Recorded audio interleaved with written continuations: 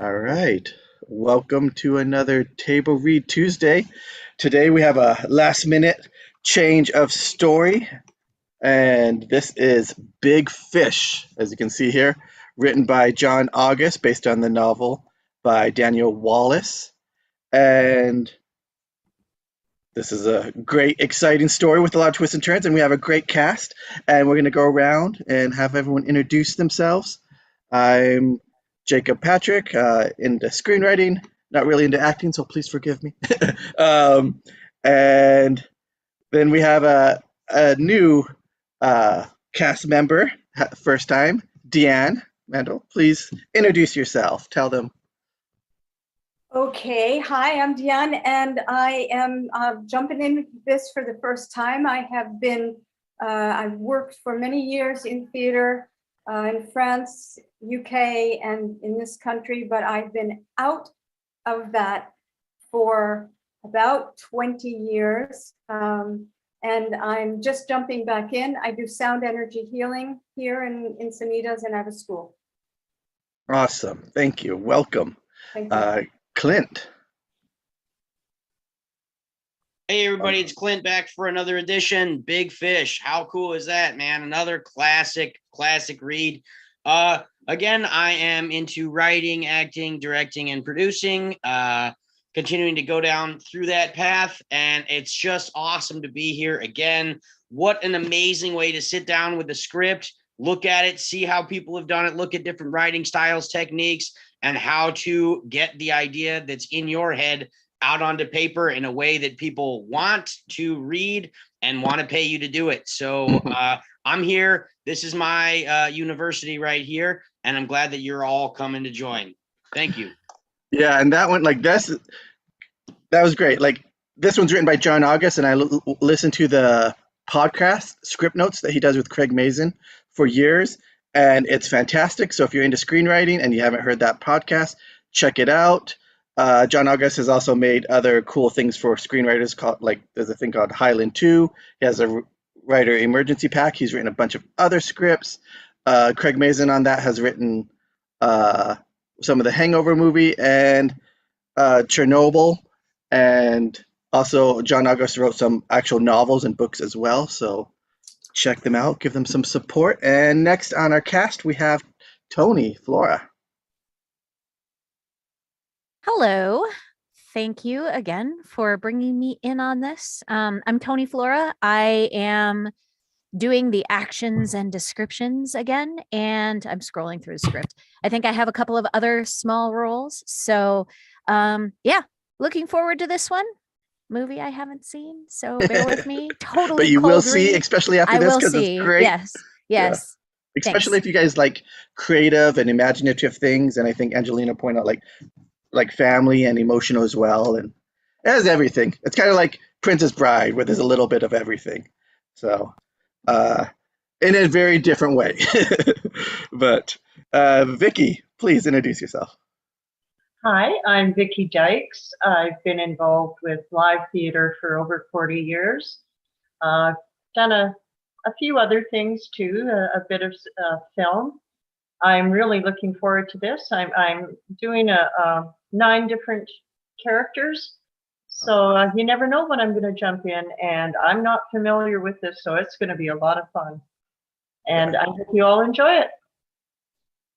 Thank you. Yeah, as we mentioned, this was a last minute thing, so this will be a cold read for a lot of these people. So yeah, we're just having fun with it, doing our best. And we have Heather. Hello, my name is Heather Lee Cameron. I shall be playing Josephine, little girl, and the crowd number 3. I'm excited. Awesome. I've never seen this movie either. So cold read. Happy times. All right. And Angelina. Hello, I'm Angelina. This is one of my favorites, if not my favorite movie. It's been so long since I've seen it. I've neglected my favorite. So I'm really happy. I'm excited to be reading this today with everyone. And I can't believe how many of you haven't seen it. That's all I have to say. All right. Well, they'll get to read it. It's kind of cool always to either way you approach it. If you watch a movie first and then you read it to see the differences, see what's left out, see how they told the story, how it came across there, or again, like reading a book or reading a script, see the picture you get in your head and what you get from the script, and then later when you see it. So either way, it's a kind of, I think, cool experience. Yes. And Still going next to we be have- a cold read for me too. So yeah, I think mostly for all of us. Yeah. We don't really read the full script before reading the script during this time. This is our chance to read along and see what it's all about. So anyone watching this, we're reading it just as new as you are. So Don. Hey, Don. I have seen the film. I liked it from what I remember. Been so long that it'll be nice to read it and see what I remember from reading it. So, but what I remember from the movie, I liked it. I just can't remember a lot of it. Yeah. Because it was like, what was it, 20 years ago? Yeah, I think 2003 Yeah. or something. Yeah, something like that. So, but I'm excited to read again today. Reading will. It'll be fun. It will. Just kidding. Sorry. All right. And with that, let's get this story swimming along. Toni, take it away.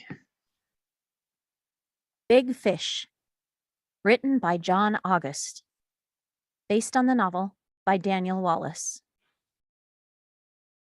Final production, you guys are too big here. Okay. Final production draft includes post-production dialogue and omitted scenes. Copyright 2003 Columbia Pictures. This is a Southern story full of lies and fabrications, but truer for their inclusion. Fade in. A river. We're underwater watching a fat catfish swim along. This is the beast.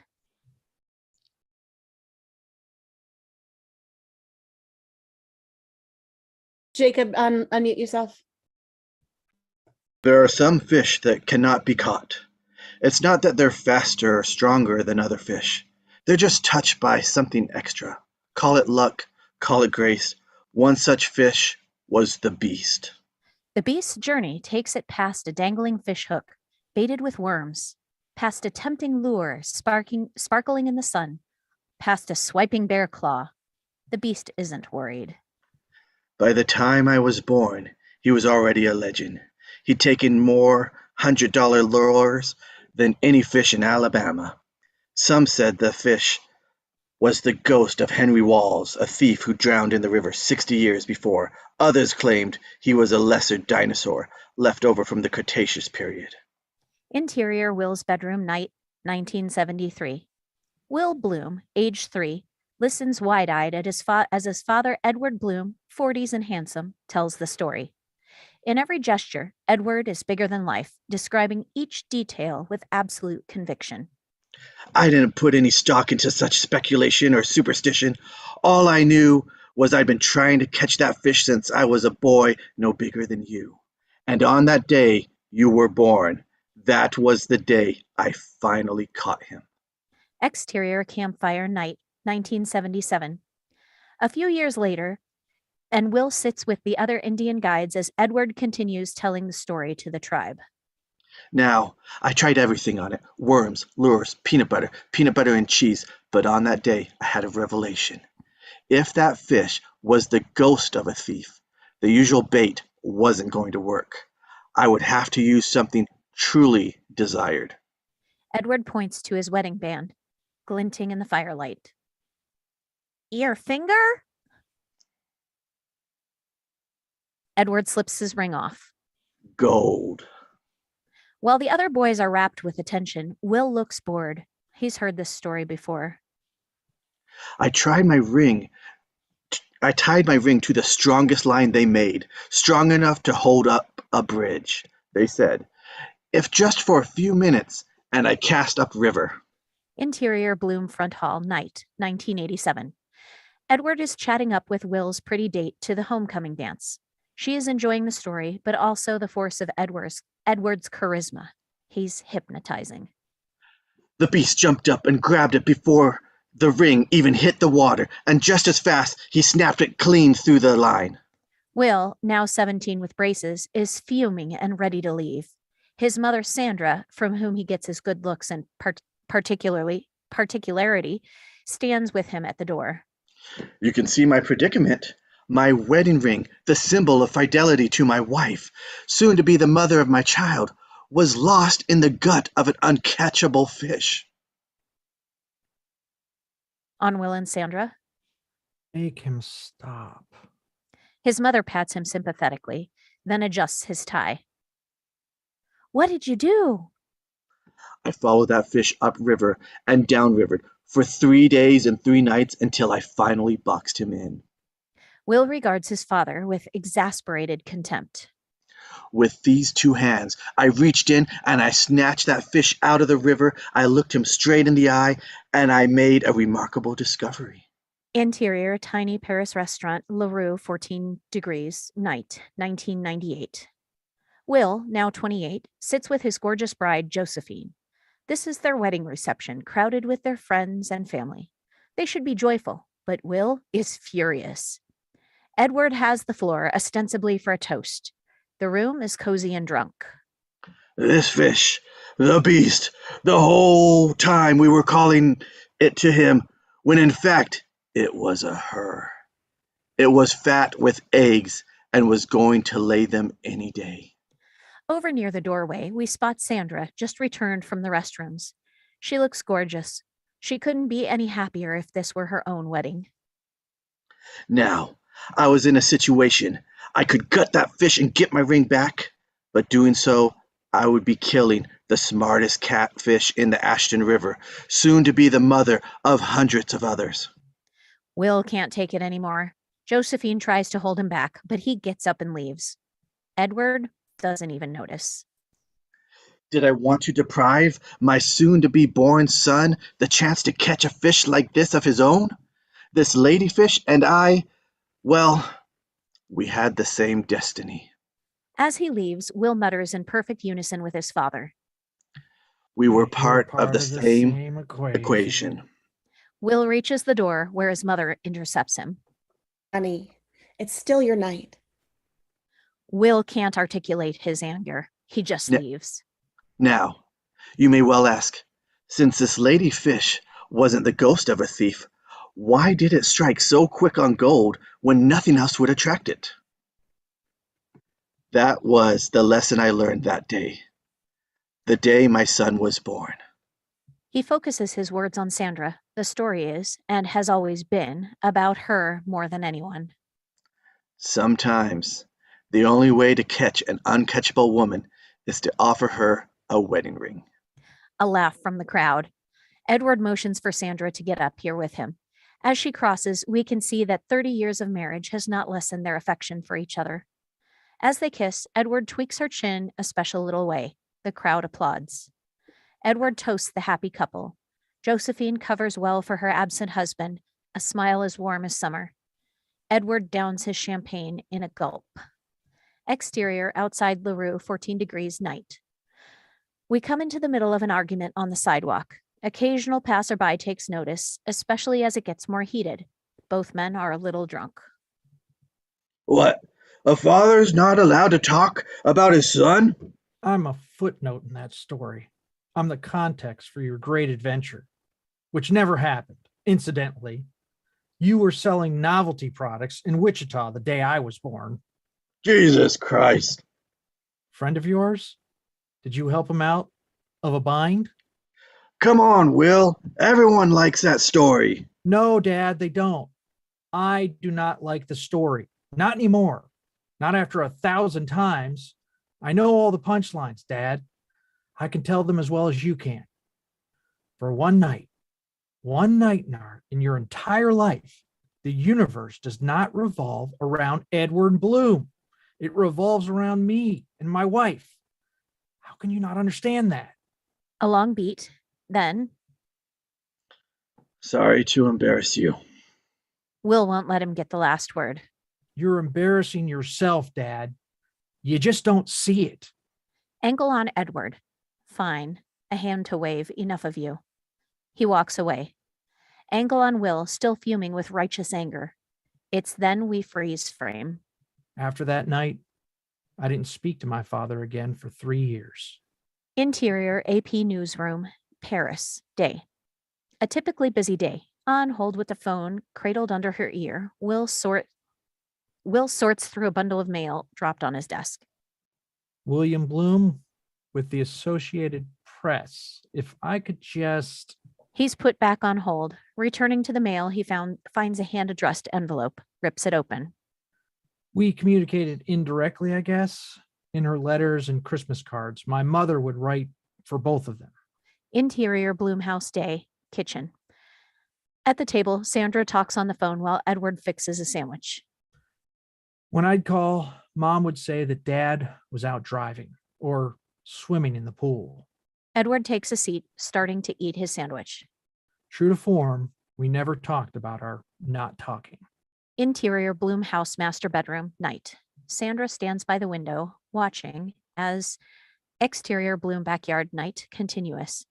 Edward swims laps in the family pool. He's born to the water.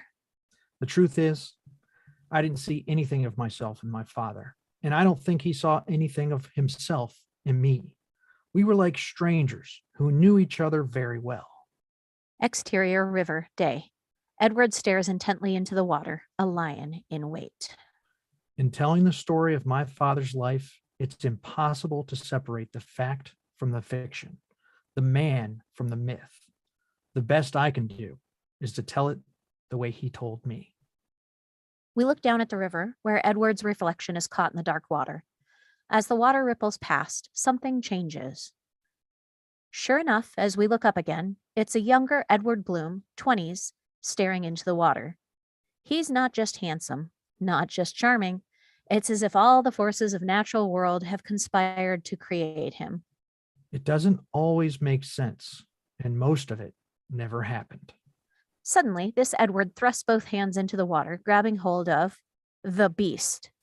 He brings the catfish up to his face, looks it right in the eye. A beat, then the beast spits out Edward's gold ring. But that's what kind of story this is. Smiling, Edward takes the ring, then throws the beast back into the water with a splash. Title over, Big Fish. Interior hospital room day. Young Dr. Bennett stands between the wife's legs. She's flustered and sweating, but the doctor has a comforting bedside manner. Now, Mrs. Bloom, I'll need you to give me one good push on 3. 1. Suddenly, we hear a pop as a slimy mass of human being rockets into the doctor's unprepared hands. Bennett tries to hold tight, but the infant is slippery like a fish. It shoots up into the air. The nurses and the husband try to grab the baby, but no one can hold it. As the newborn sails upward toward the camera, we can see a giggling smile on its face. As it falls, the newborn knocks over a tray, which provides it a ramp to slide right out of the room. Everyone races after it. Interior hospital hallway day. Bursting through the doors. Grab that baby. A nurse finally scoops the slippery baby. Everyone lets out a collective sigh of relief. My father's birth would set the pace for his unlikely life. No longer than most men's, but larger. And as strange as his story got, the endings were always the most surprising of all. Interior half-dark Paris apartment, present day. Over the sound of rain, a phone rings on a chair. By the tone of the ring, we know it's not in the US. It has that insistent European sound. As it keeps ringing, we look to see the apartment is mostly empty, just a few half-unpacked boxes. A cradle is still in its carton. Keys in the lock. Laughter in the hallway. The door swings open to reveal a drenched Will, 29, carrying 4 stacks of groceries, the bottoms collapsing from the rain. His wife, Josephine, 28, pushes past him to get the phone. Hello, oui? Will begins stripping out of his wet clothes, each layer unleashing a new drizzle. He plays it up, trying to get a reaction out of Josephine. Yes, he's here. She hands the phone to Will, concerned. It's your mother. Half stripped, Will takes the phone. This won't be good news. Hi. Uh-huh. Uh-huh. As Josephine takes off her raincoat, we see that she is very, very pregnant. She listens carefully to Will's side of the conversation, trying to gauge how bad the news is. What does Dr. Bennett say? Okay. No, sure. Let me talk to him. I'll wait. He covers the mouthpiece, looks over to Josephine. He's bad. It's more than they thought. They're going to stop chemo. You need to go. Probably tonight. A beat. I'm going with you. You don't have to. I'm going with you. Interior Air France 747 night. As the plane continues boarding, a stewardess recites the welcome spiel in French. Will has a window seat in coach. Josephine sits behind him, putting on hand lotion. Taking his hands, she rubs excess onto him. There's an effortless intimacy between them. She can pinpoint what he's feeling before he can. Interior 747 flying night. Hours later, and the lights are dimmed. Most of the passengers are asleep, including Josephine. Her head is propped against Will's shoulder, her hands tucked under her belly. Will watches her sleep, brushing back her hair. A beat, then he notices a bored boy in the next row over. Off the glow of the reading light, the boy is using his hands to cast shadows on the seat back. The kid is pretty good, making a convincing bird, a passable monkey, and finally a dog. We push in on the silhouettes. So which one's it gonna be? The monkey in the barn? The dog in the road? Focusing on the shadow, we match cut to interior Bloomhouse night. Come to find Edward making the shapes. Will, 6, sits in his pajamas on the floor next to him. The end table lamp lights between them, its shade off to cast big shadows on the wall. The one about the witch. Your mom says I can't tell you that one anymore. You get nightmares. I'm not scared. Edward looks for a beat, seeing if his wife is in earshot. Then he leads in, complicious. Neither was I, at first. Will smiles, excited to hear the forbidden story. This all happened in the swamp outside of Ashton. Kids weren't supposed to go out into the swamp on account of the snakes and spiders and quicksand that would swallow you up before you could even scream. But there were 5 of us out there that night. Me, Ruthie, Wilbur Freely, and the Price brothers, Don and Zacky. Edward holds up his hand, counting the names on his fingers. Not one of us knew what was in store. His hand moves past the light. We come to a flashlight sweeps past. We are exterior field house at the swamp edge, night. The night is whirring and breathing, alive. The moon hangs low, casting long shadows. 5 kids walk past in silhouette. 4 have flashlights on. The 5th keeps tripping, crashing into young Edward. Zacky, turn on your flashlight. I don't got any batteries. Red-headed Zacky Price is 10. His brother Don Price is 12, and a lot bigger than the others. And why'd you bring it? I don't want to be in the swamp with the witch, no flashlight. Wilbur Freely, also 10, is the black asthmatic son of a sharecropper. Red-headed Ruthie Macklin, 8, is happy just to be there. Is it true? She got a glass eye? I heard she got it from gypsies. What's a gypsy? Your mama's a gypsy. Your mama's a bit. You shouldn't swear. There's ladies present. Shit. Dan. Screw. Turn off your flashlights. She'll see them. Moving up behind the kids, we find ourselves at the gates of exterior, a creepy old house, night. Now it's common knowledge that in most towns of a certain size have a witch, if only to eat misbehaving children and the occasional puppy who wanders into her yard. Witches use those bones to cast spells and curses that make the land infertile. We pull back and back, revealing more of gothically creepy house. Its broken windows, strangling vines, and eerie gargoyles half buried in the dirt. Even bats are afraid to fly over it. In the moonlight, the house is especially sinister. Who knows what is lurking in the shadows? Yet, of all of the witches in Alabama, there was one who was the most feared, for she had one glass eye. which was said to contain mystical powers. We finally come to the kids, starting in through the gate. I hear if you look right at it, you can see how you're gonna die. That's bullshit. She's not even a real witch. You're so sure. Why don't you go in there and get that eye? I heard she keeps it in the box on her night table. Edward looks back at the spooky house. Are you too scared? I'll go in there right now and get that eye. Then do it. Fine, I will. Fine, do it. Fine, I'm doing it. He hands Zacky his flashlight, then starts climbing the gate. Edward, don't! She'll make soap out of you. That's what she does. She makes soap out of people. Edward drops down on the far side of the gate. Truth be told, Edward is scared, but he forges ahead anyway. Wilbur looks to Ruthie, and they're in complete agreement. They get the hell out of there. Zacky would run too, but Don holds him by the collar. Exterior approaching the house. Edward curves around the tall bushes that hide the front door. Anything could jump out of them. He steps on the porch. The boards squeal and creak, but he continues on. A cat screams out from a broken wicker rocker. Catching his breath, Edward reaches the front door. The doorknob is ancient brass, 2 projections that look like horns. Yet Edward extends his hand, reaching closer and closer before he finally rings the doorbell. Impossibly fast, the door opens, revealing an old woman with a patch over her left eye. She looks like she's been dead for years, but too stubborn to lie down.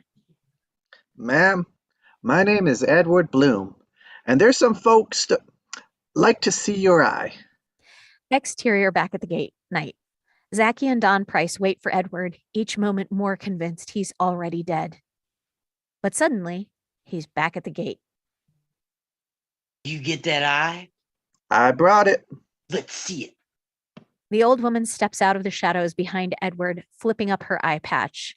When their flashlight beam hits her left eye, it shines with a hellish glow. We rush in on Zacky, who is paralyzed by what he sees. Exterior front porch day. An old man, Zacky, stands on a wobbly stepladder, changing a light bulb. Suddenly, the ladder gives way, and he falls. Dead. Exterior at the gate, night. We rush in on Don Price. Interior fraternity house bathroom day. 20-year-old Don Price falls face forward on the tile, face mushed into the grout. Very much dead. Exterior at the gate, night. Don and Zacky both tremble with fear. The latter has tears in his eyes. I saw how I was gonna die. I was old and I fell. I wasn't old at all. The brothers suddenly bolt. Still standing next to the old woman, Edward smiles. Exterior at the old woman's door, night. Edward helps her back inside. He could leave now, but his curiosity gets the better of him. I was thinking about death and all, about seeing how you're gonna die. The old woman turns to him slightly, still not facing him. I mean, on one hand, if dying was all you thought about, it could kind of screw you up. But it could kind of help you, couldn't it? Because everything else you can survive. The old woman smiles a little, a crooked grin of broken teeth. I guess I'm saying, I'd like to know. The old woman turns, leaning her face right in front of his. And on a silent count of 1, 2, 3, Edward looks into the eye. This time we don't cut. Instead, we hold on Edward as he witnesses his death. He stares transfixed, perplexed, and amused. Whatever he sees, it's not as dire as the other boys. His future has something strange in store. Huh. That's how I go. The old woman nods. Still a little overwhelmed, Edward turns and leaves. From that moment on, I no longer feared death, and for that, I was as good as immortal. As Edward leaves, the door swings shut on him, on its own. Interior, exterior, Bloom house, present day. The front door opens to reveal Will and Josephine on the porch with their bags. Reversed to Will's mother, Sandra, 53, surprised and a little annoyed. How did you get here? I swam the Atlantic. It's not that big, really. Ruth McKibben offered to pick you up at the airport. We rented a car. You didn't need to do that. You just didn't. A beat. Starting over. Hi, Mom. He leans in and hugs her. She shudders, squeezing her son tight. Will and his mother are cut from the same cloth, strong-willed but practical. They've always been close. I'm so glad you're here. That hug finished, Sandra pushes past her son to her daughter-in-law. Seeing the size of her belly, You shouldn't have flown, but they hug. It's good to see you. You look beautiful.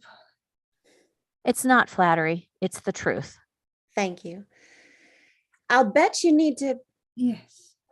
down the hall to the right. The door sticks. You have to really pull it. Josephine squeezes past, a smile to her husband. Be nice. Will heads back to the rental car to retrieve luggage. Sandra follows him. Coming down the driveway, we get to see the house for the first time. An older suburban home, 3 bedrooms, big for the neighborhood, and nicely grown into the lot. Kids are playing on the street. Is that Dr. Bennett's car? He's up with your father. Heading back to the house, How is he? He's impossible. He won't eat. And because he won't eat, he gets weaker. And because he's weaker, he doesn't want to eat. How much time does he have left? We don't talk about those things. Not yet.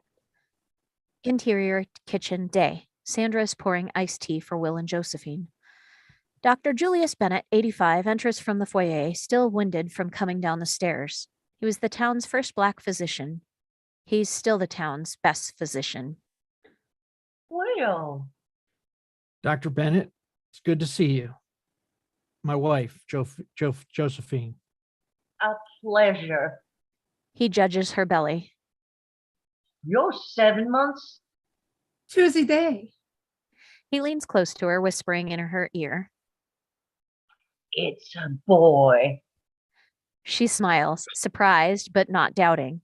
Will looks over. What did he say? Josephine shakes her head. Back to the main subject. You don't think he looks any worse? No, I would say he's the same. And in the silence that follows, a lot is said. It wasn't the upbeat reply Sandra was hoping for. Can I see him? Absolutely. Be good for you to talk to him. A moment of awkwardness. Everyone here knows they haven't spoken in years. Sandra hands Will a squat can of Ensure from the case on the counter. Get him to drink one of these. He won't, but tell him he has to. Interior foyer day. Coming out of the kitchen, Will slowly climbs the stairs. They creak with every step. The wall is filled with family photos, happier times. Most of the pictures are of Will, starting when he was an infant and ending at his wedding. As he climbs the stairs, we can see him growing up with every step.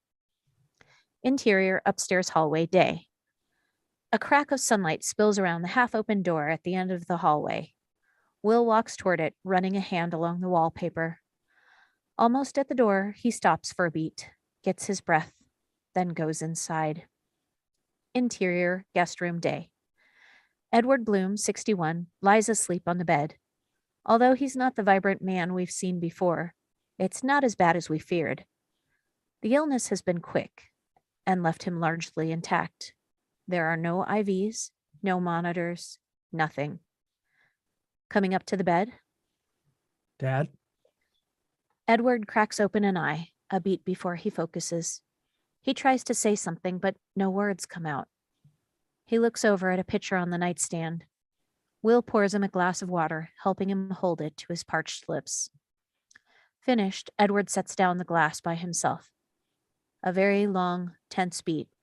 Will almost speaks again to fill the silence. Finally, You are in for a surprise. Am I? Having a kid changes everything. I mean, there's the diapers and the burping and the midnight feedings. Did you do any of that? No, but I hear it's terrible. Then you spend years trying to corrupt and mislead this child, fill its head with nonsense, and still it turns out perfectly fine. You think I'm up for it? You learn from the best. Will doesn't rise to the challenge.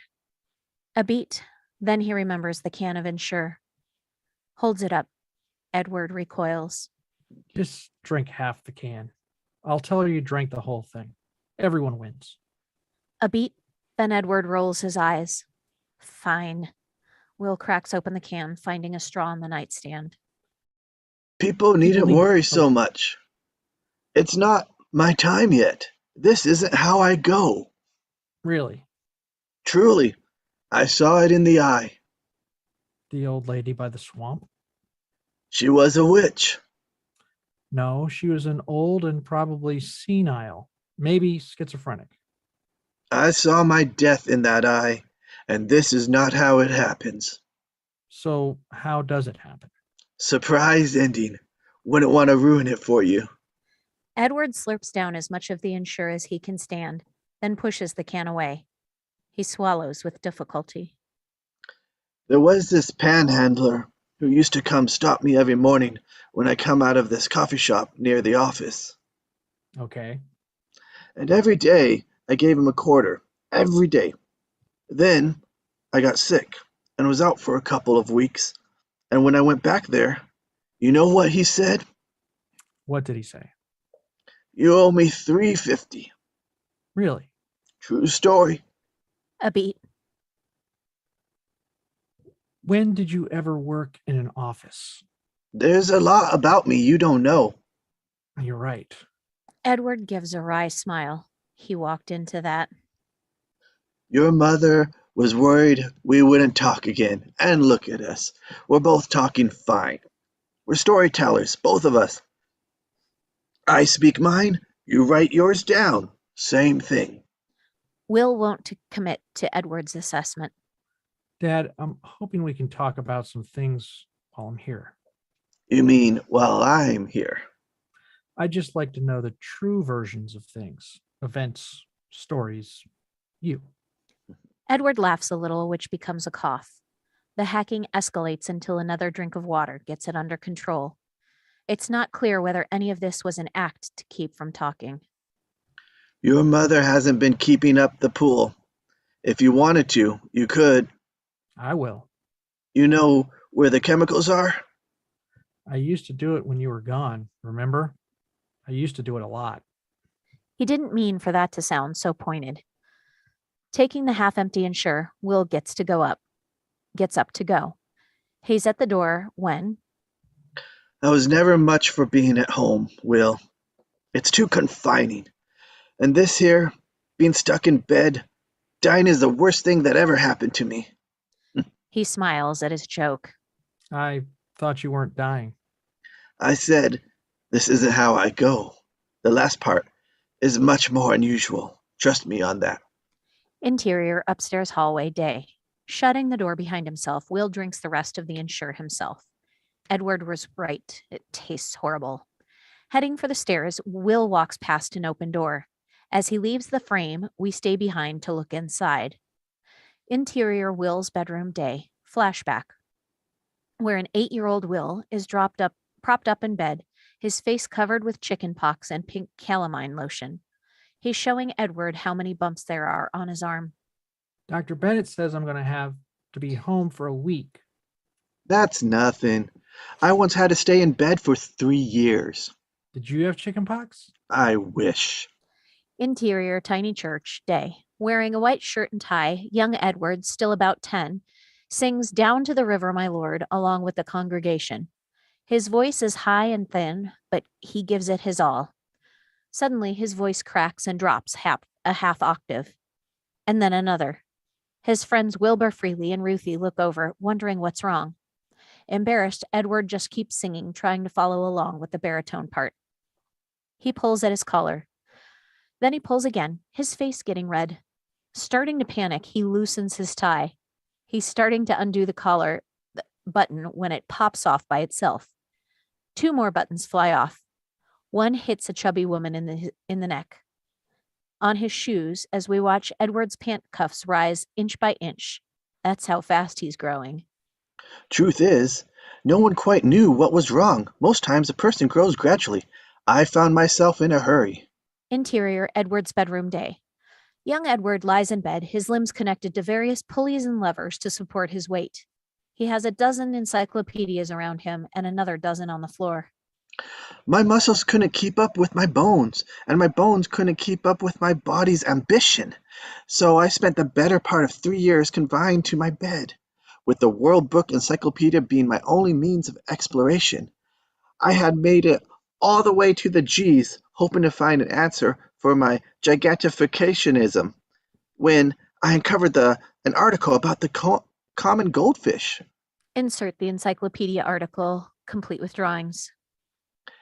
Kept in a small bowl, the goldfish will remain small. With more space, the fish can grow to double, triple, or even quadruple its size. Young Edward thinks this through. It occurred to me then that perhaps the only reason for my growth that I was intended for larger things. After all, a giant man can't have an ordinary-sized life. Exterior baseball field day. The crack of a bat announces the game-winning home run. The crowd cheers the swing, and especially the batter, as he rounds the bases. Although we've seen him briefly before, this is our first real exposure to grown-up Edward, who will follow from roughly the ages of 18 to 30. As soon as my bones had settled in their adult configuration, I set upon my plan to make a bigger place for myself in Ashton. Exterior schools field day. Single shots. Football hero Edward leads his team to victory. On the sidelines, a pretty girl admits the name of her secret love. Edward Bloom! The other girls squeal in agreement. Don Price looks over, glowers. Exterior neighborhood day. Single shot, a lawnmower roars along the grass. We look up to see who's pushing it, but it's not Edward. It's one of his teenage employees. Edward is back at the truck, which is painted to read Bloom Landscaping. He has workers on every lawn. He signs an autograph for an admiring Cub Scout. Interior basketball court day. Edward takes an impossible shot at the buzzer from the other end of the court. Naturally, he makes it, winning the game. As the crowd goes wild for Edward, Don Price is the only teammate who doesn't mob him. Exterior town day. Edward carries a dog out of a burning house. Interior science fair day. Edward wins a blue ribbon for his invention, a machine labeled Perpetual Motion. He and the judge pose for a photograph, a flash. Pissed, Don Price throws his crappy lima bean plants in the trash. Interior high school stage day. A dashingly handsome Edward leads the cast out for a curtain call. He's the star of the show. Off to the side, we see Don Price is the ass end of a horse costume. Edward soaks in his applause, smiling and gracious. Exterior graduation stage day. Edward accepts his diploma. The principal hugs him tight. I was the biggest thing Ashton had ever seen until one day a stranger arrived. Exterior farm day. As two farmers shake their heads, we reverse to show a massive hole punched through the side of a barn. It's roughly the shape of a man, but no human could be that large. Exterior sheep pen day. Two fat ewes look up, a shadow falling across them. They bleat in panic as two oversized hands reach in and scoop them up. Their protests continue as they're carried away, one under each arm. We still haven't seen the full stranger. Exterior courthouse day. A mob of about 50 have gathered, many of them with shotguns. Amid the crowd, we see Don Price. He ate an entire cornfield. He ate my dog. If we ain't gonna stop him, Mayor, we will. I wouldn't have mob violence in this town. Now, has someone tried talking to him? You can't reason with him? Shepard, is that me too? He's a monster. Agreement from the crowd. And then I'll do it. everyone turns to see who said that. The crowd parts to reveal none other than Edward Bloom. Don Price glowers. I'll talk to him, see if I can get him to move on. Son, that creature could cut you without trying. Trust me, he'll have to try. Exterior hill outside Ashton, day. Edward climbs up the last bit of the steep hillside, reaching the mouth of a cave. Outside, buzzards squabble over the remains of the giant's feast. Broken barrels, bones picked clean. In his most serious voice, Edward calls out, Hello, There's no answer. my name is Edward Bloom. I want to talk to you. From deep in a cave, a thunderous voice. Go away. The giant's voice has such force that it blows Edward's hair back. I'm not going anywhere until you show yourself. A beat, then we hear a rumble, like a train coming. Edward braces himself, fists ready for a fight, if that's what it's going to take. As the rumble gets louder, the ground starts to shake. Even Edward starts to worry. Just how big is this guy? Armed with the foreknowledge of my own death, I knew the giant couldn't kill me. All the same, I preferred to keep my bones unbroken. Edward picks up a stone, ready to play David to Goliath. Then suddenly, the giant bursts forth. Hunched over, he slams into a stunned Edward, knocking him halfway down the hill. Karl the Giant is bigger than any man you've ever seen. Not just tall, but massive. He's completely feral, with a beard to his elbow and skin scratched and blistered. What remains of his clothes are ragged and muddy. God knows what's living in that matted hair. Karl leans over Edward, blocking the sun. Edward throws his rock, but it just bounces off. The giant didn't even notice it. Why are you here? Edward ponders the best response, settling on, So you can eat me. The town decided to send a human sacrifice, and I volunteered. Karl's eyes narrow, confused. Edward stands up. My arms are a little stringy, but there's some good eating on my legs. I mean, I'd be tempted to eat them myself. So, I guess, just if you could, get it over with quick. Because I'm not much for pain, really. Edward closes his eyes, hands at his side, ready to be eaten. Karl just stares at him, not sure what to do. After a beat, Edward opens his eyes a tiny bit just to see what the giant is doing. Relieved to see he's not licking his chops. Look, I can't go back. I'm a human sacrifice. If I go back, everyone will think I'm a coward. And I'd rather be dinner than a coward.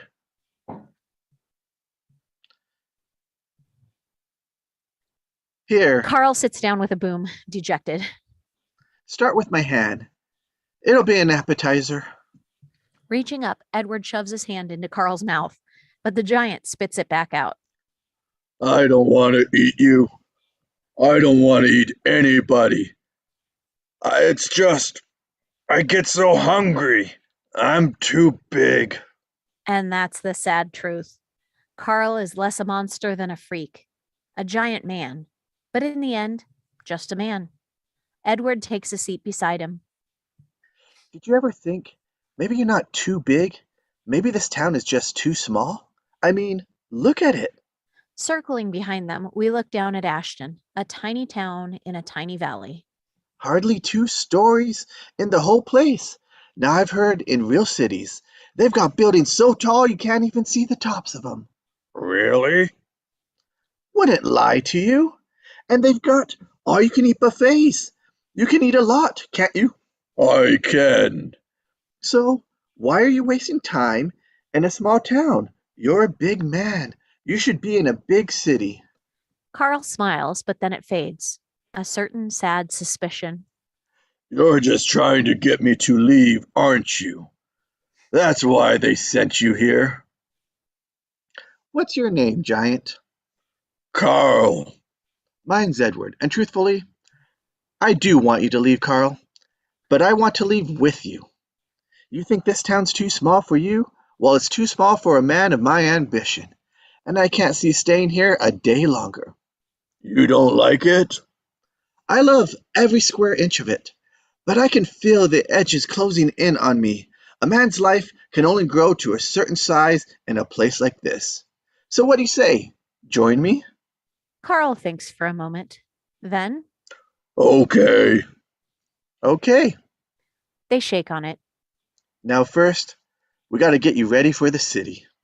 Exterior river day. In a single shot, Karl cuts his hair with hedge clippers while Edward cuts up a surplus army tent to make him a shirt. Exterior main street of Ashton day. Spirits buoyed by the high school marching band, all the good citizens of Ashton are gathered to see off Edward and Karl. There's a few tears amid the familiar faces.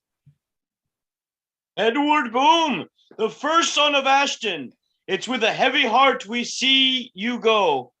But take with you this key to the city, and know that at any time, if you want to come back, all our doors are open to you. Edward ducks a bit so the mayor can put the key around his neck. The crowd cheers. And with that, Edward and Karl start walking, waving as they go. Only Don Price, smoking on the corner, isn't sad to see Edward go. He crushes his cigarette under his heel.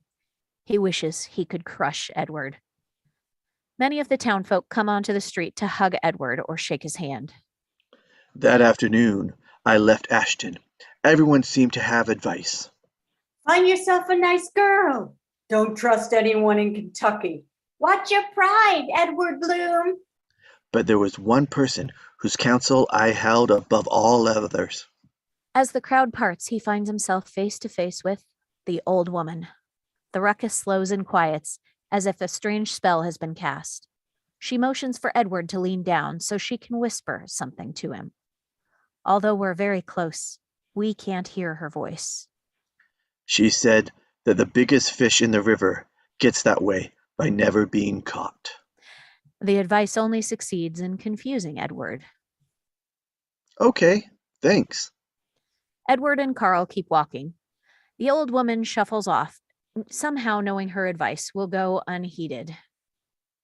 What did she say? Beats me. Exterior road day.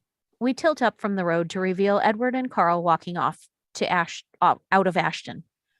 Each wears a backpack with all his earthly possessions.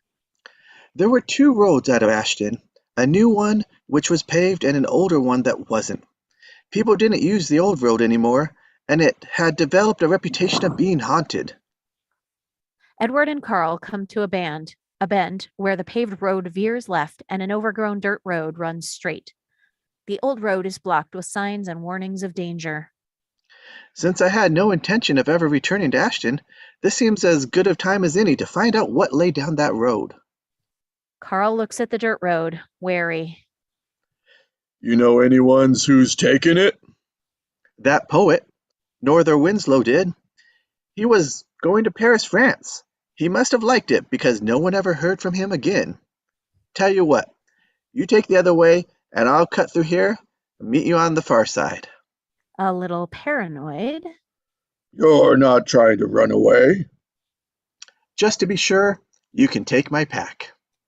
Karl perks up, even though it means more for him to carry. Exterior dirt road day. The road is still overgrown, but not altogether creepy. The sun is still shining and the birds still chirping. Spinning the key to the city, Edward whistles because it's a day meant for whistling. Exterior, further along, rough path. The road has narrowed to a rough path. Spikes of sunlight break through the thick canopy, catching particles in the air. Still, Edward whistles. Coming around a bend, his pitch drops as he sees thick, thorny vines growing across the path. He stops. For the first time, he realizes the birds have stopped singing. The forest is dead quiet. He looks back the way he came. It's tempting to go back. It would be easier to go back. But Edward presses on. He carefully steps through the thorns. His trouser legs catch on the barbs. We can hear the fabric tear. Further along, a scratched and sweaty Edward waves off various stinging bugs flying at him, finally whipping off his hat to swat at them. Just then, a cawing crow swoops down and grabs the hat right out of his hands. You stupid son of a... He stops his swearing, but grabs a rock and throws it. The stone ricochets off a tree and into a bee's nest. The swarm roars out. Edward hightails it, each step still precarious. Exterior, the dark forest day. Later. Edward is bruised, battered, and bee-stung. A half-broken sign lies in the road. Edward picks it up. Reads it. Warning, jumping spiders. Sure enough, up ahead he sees the path is overgrown with thick cobwebs heavy from the rain. There comes a point where a reasonable man will swallow his pride and admit he's made a terrible mistake. The truth is, I was never a reasonable man. Edward tosses the sign and forges ahead into the spiderwebs. And what I recalled of Sunday school was that the more difficult something became, the more rewarding it was in the end. Exterior clearing, the road, day. Edward emerges from the forest, brushing the last cobwebs off and shaking the spiders from his shirt. One is stuck in his sleeve, and he has to dance to get it out. Even then, he still keeps twitching, convinced another one is left behind. At his feet, the gravel road has returned, smooth and dusty and comforting. Ahead lies a tiny one-street town, smaller even than Ashton, with power lines emerging from the woods to feed it. Dangling from the line above, he sees 24 pairs of shoes, their laces tied together. He passes a sign that reads, "Welcome to Spectre." Exterior of the town of Spectre, day. It's a main street with stores on each side. Cole's Pharmacy, Talbot's, Five and Dime, Al's Country Store. Everything is old, but this isn't a ghost town. In fact, there's a group of about 20 citizens spilling out to see Edward approach. Most are smiling. There are even a few tears of joy. What's more, all of these people are barefoot. Friend. A 40-year-old man named Beamen comes out of the seed store to greet Edward. Friendly, but a little drunk, he's the closest thing to the town has to a mayor. He's carrying a clipboard. Welcome to you. What's your name? Edward Bloom. Beamen checks the clipboard. Not finding the name, he flips forward a few pages, still looking. Bloom like the flower? Yes. Oh, here, right here. Edward Bloom. We weren't expecting you yet. Still confused. You were expecting me? Not yet. A helpful woman named Mildred chimes in. You must have taken a shortcut. I did. It nearly killed me. Mm-hmm. Life will do that to you. And truthfully, well, it's a lot easier, but it's longer. Much longer. And well, you're here now, and that's what matters. Beeman's daughter, Jenny, 8, hides behind her father, peering around to look at the handsome stranger. What is this place? Oh, this is the town inspector. Keep secret, best kept secret in Alabama. Say here you're from Ashton, right? Last person who came from Ashton was Northern Winslow. The poet. Whatever happened to him? Oh, he's still here. Let me buy you a drink. I'll tell you about him. Well, hell, I'll have him tell you. No, I gotta meet someone. I'm already running late. He didn't mean it as a joke, but for some reason, everyone's laughing. Son, all right, I'll tell you. You're early. Interior, Beeman's house, day. Sitting at the kitchen table, Edward takes a second slice of apple pie. He and Beamen are joined by Northern Winslow, 30, who fancies himself a cultured artist, though he's never left the state. Now tell me if that ain't the best pie you ever ate. It truly is. Under the table, young Jenny is stealthily untying the laces on Edward's shoes. Everything here tastes better. Even the water is sweet. Nothing gets too hot, too cold, or too humid. The night didn't wind to go through the trees, and you'd swear the whole symphony's out there, just playing just for you. Suddenly, Jenny yanks off Edward's shoes. She races for the door. Hey! He chases after her. Exterior town, Main Street, day. As she runs, Jenny ties Edward's laces together. Reaching the edge of town, she tosses the shoes up and around the power line. A perfect throw. There's no way he's ever getting them down. The gathered citizens of Spectre cheer for Edward, who is still confused and overwhelmed. The women hug him. Men shake his hand. Still focused on his shoes. Wait, I need those shoes. There's no softer ground than this town. That rhymes. He's poet laureate. The townsfolk continue to congratulate Edward. Sometimes in a dream, you'll visit places that seem instantly familiar, filled with friends you've never met. Exterior, under a tree, dusk. Edward sits with Northern Winslow. The fireflies are out. thousands of them. A man might travel his entire life and never find a place so inviting. My journey had scarcely begun, and I had arrived. Norther hands him his notebook. I've been working on this poem for 12 years. Really? There's a lot of expectations. I don't want to disappoint my fans. A beat. It's only 3 lines long. Norther grabs his notebook back. That's why you don't show people your work in progress. Norther, do you ever regret not making it to Paris?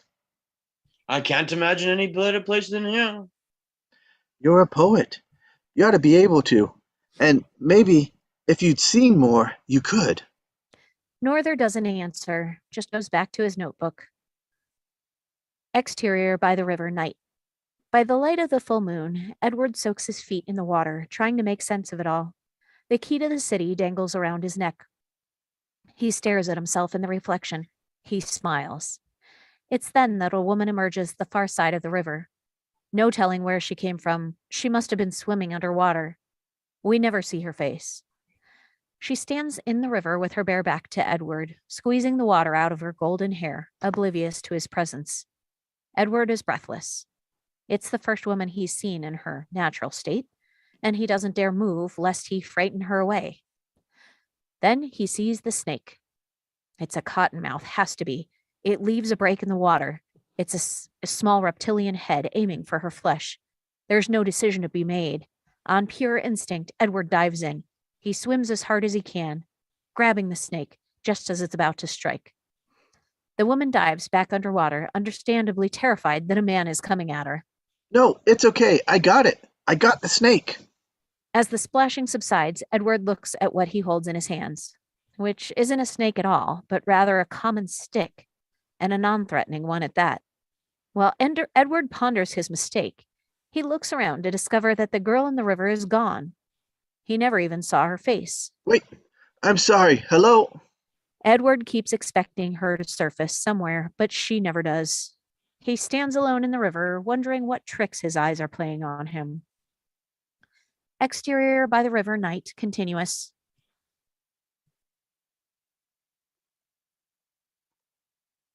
There's leeches in there. Edward looks to the bank where young Johnny Hill is watching him. Did you see that woman?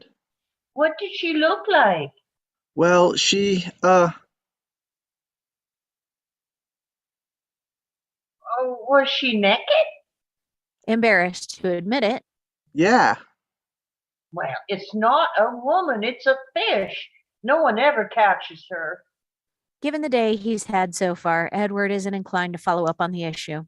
He starts to wade back to the bank. Fish looks different to different people. My daddy said it looked like the coon dog he had when he was a kid, back from the dead. Edward climbs up onto the shore completely drenched. He pulls up his pant legs to reveal 3 shiny leeches clinging to his skin. Shoot. He starts to work pulling them off. Exterior path to town, night. Edward and Jenny walk back. How old are you? 18. I'm 8. That means when I'm 18, you'll be 28. And when I'm 28, you'll only be 38. You're pretty good at arithmetic. And when I'm 38, you'll be 48. And that's not much difference at all.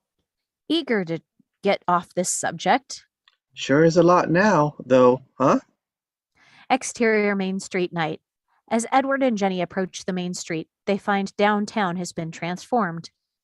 Lanterns and streamers hang on cables across the street, and a small stage has been built at one end to hold fiddlers. The whole town is there in celebration of its newest citizen, Edward Bloom. Before he can protest, 2 women have grabbed him by the arms, pulling him in to dance with them. The resulting dance number seems both choreographed and complete chaos. From farmer to baker's wife, everyone wants to dance with Edward, who finds himself tossed around like a stick caught in a whirlpool. Still, he's having a blast. Jenny grabs both his hands and they spin wildly. Beamen plucks his laughing daughter away to dance with her. Then Mildred cuts in to dance with Edward. It's hard to hear over the music. Jenny thinks you're quite a catch. We all do. What? I said, you're quite a catch. Edward stops dancing a beat, then he heads for the edge of the crowd. Beamen is there with Jenny on his shoulders. I have to leave. Tonight. Why? This town is everything a man could ask for, and if I were to end up here, I'd consider myself lucky. But the fact is, I'm not ready to end up anywhere. Well, no one's ever left. How are you going to make it without your shoes? I suspect it will hurt a lot. And with that, Edward walks down Main Street. The townspeople stop dancing, disbelieving, some shaking their heads. Poor Edward Bloom's gone crazy. All right. Well, you won't find any better place. I don't expect to. Jenny runs to him. She'd tackle him if she could. Promise me you'll come back. I promise. Someday, when I'm really supposed to. It's not good enough, but it'll have to do. Edward keeps on walking. Exterior, the dark forest night. Various shots. Edward negotiates the thorns in his bare feet. It's horrible. Almost unendurable. And then it gets worse. The trees ahead are moving. At first, it just seems to be the wind blowing the branches, but as we hear the wood cracking and groaning, there's no mistaking it. They're trying to block him. Snake-like white roots shoot out of the ground, grabbing for his ankles. He leaps up, kicking off one tree trunk to grab another one's branches. He swings off, lands, and rolls. Now all the trees are moving to block him, their dark shapes towering over him in the flashes of lightning. As difficult as it was to reach the spectra, I was fated to get there eventually. After all, no man can avoid reaching the end of his life. As he ducks under branches, the chain holding the key to the city gets caught. He's almost strangled, but the chain finally breaks. The silver key disappears into the mud. Scrambling forward, he looks for a way out, but the trees have encircled him, their spiky crowns bending down to crush him. He screams up at the night until his breath is gone. And then I realized this wasn't the end of my life. With a sudden calm, This isn't how I die.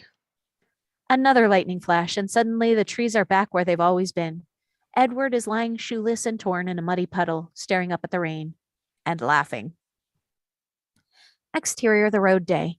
His bare foot steps onto asphalt. Friend. Edward turns to see Karl to his right, coming down the larger paved road. What happened to your shoes? Edward looks down at his muddy, bloody feet. They got ahead of me. With that, the men start walking down the larger road.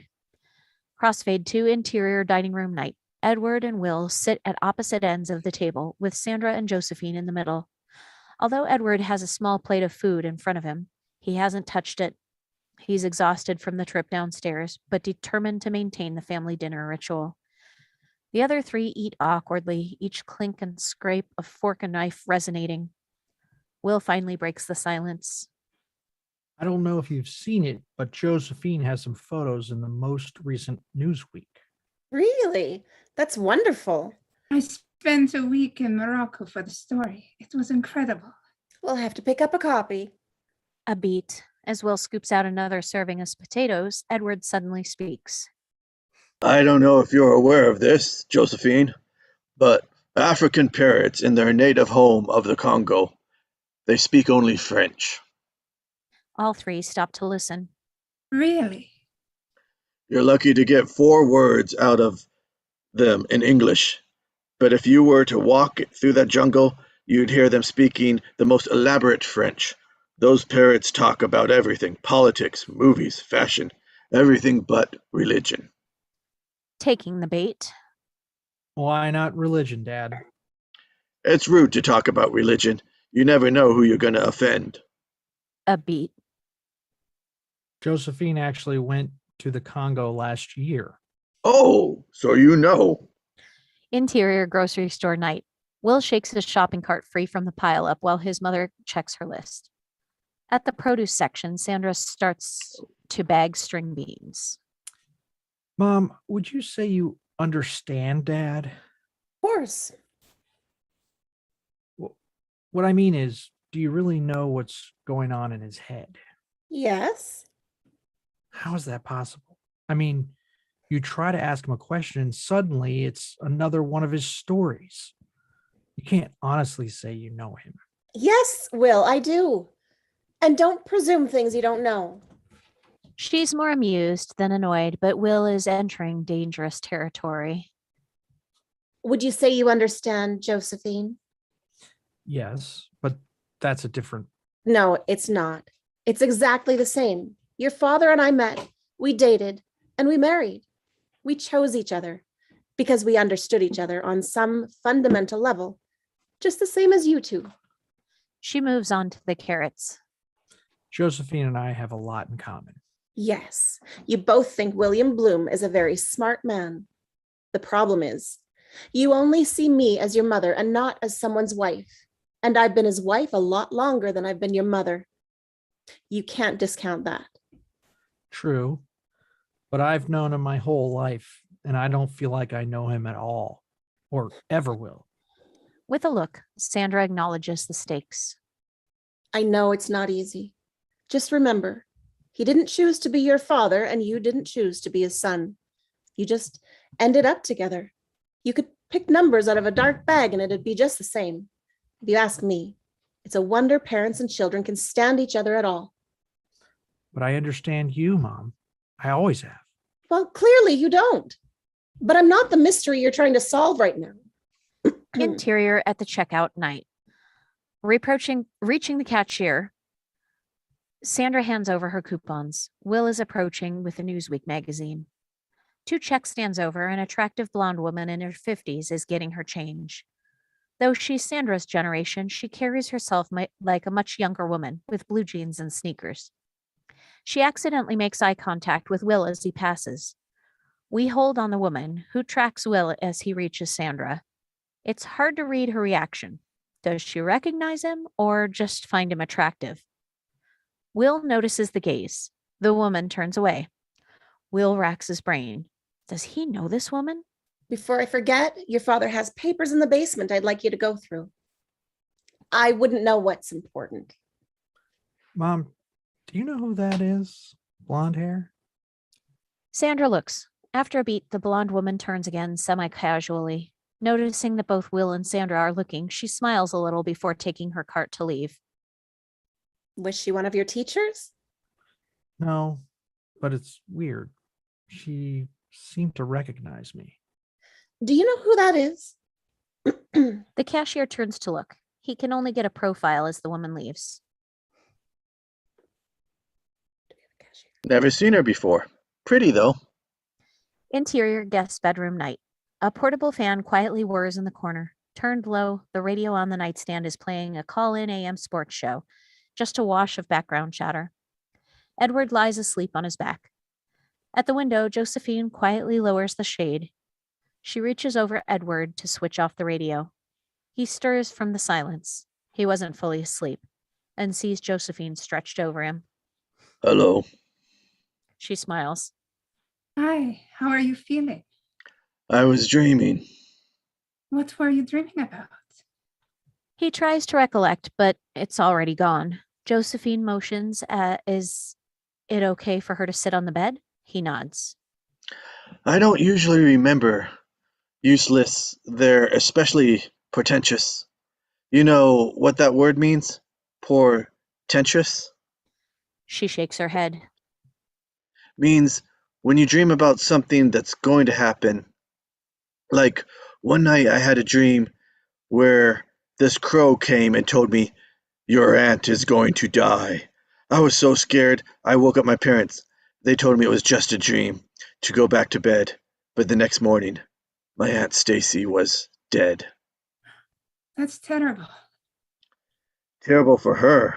But think about me, a young boy with that kind of power. Was it 3 weeks later that crow came back to me in a dream and said, "Your grandpa is going to die"? Well, I ran right back to my parents. My father said, "No, Gramps is fine." But I could see there was trepidation. And true enough, the next morning, Grandpa was dead. He sits up in bed, his strength returning. For the next couple of weeks, I didn't have another dream until one night the crow came back and said, "Your daddy is going to die." Well, I didn't know what to do, but I finally told my father, and he said not to worry, but I could tell he was rattled. That next day, he wasn't himself, always looking around, waiting for something to drop on his head. Because the crow didn't tell how it was going to happen, just those words, "Your daddy is going to die." Well, he went into town early and was gone for a long time, and when he finally came back, he looked terrible, like he was waiting for the axe to fall all day. He said to my mother, "Good God, I just had the worst day of my life." "You think you've had a bad day," she said. "This morning the milkman dropped dead on the porch." Josephine smiles, a half laugh, which gets him smiling too. A long beat. Then deadpan. Because, you see, my mother was banging the milkman. No, I understand. He was sleeping with her a little extra cream. She nods, a bit more of a laugh. He was filling her basket. He was making deliveries around back. As Edward continues, she can't help but laugh harder, especially as the metaphors get more vulgar. He was buttering her rolls, pumping her churn, splashing milk in her box. Stop. They were squeezing the cheese, clanking the bottles, licking the popsicle, She's starting to cry from laughing. cracking the eggs and making an omelet. With that, he stops. Mm. She regains her composure. Spooning the sherbet. Can I take your picture? You don't need to take a picture. Just look up handsome in the dictionary. Please? He rolls his eyes. Why not? Josephine leaves, heading down the hall to get her camera. We stay with Edward in bed. I have photos from the wedding to show you. There's a great one of you and my father. I had an extra print made. Edward grimaces, a flash of pain. Around others, he's hiding how much it hurts. But alone, we can see how bad it is. He controls his breathing, trying to push through it. I want to see pictures of you and your wedding. I've never seen any. She returns with her camera. Edward smiles, doing a good job of masking the pain. That's because we didn't have any. A wedding. Your mother-in-law was never supposed to marry me. She was engaged to somebody else.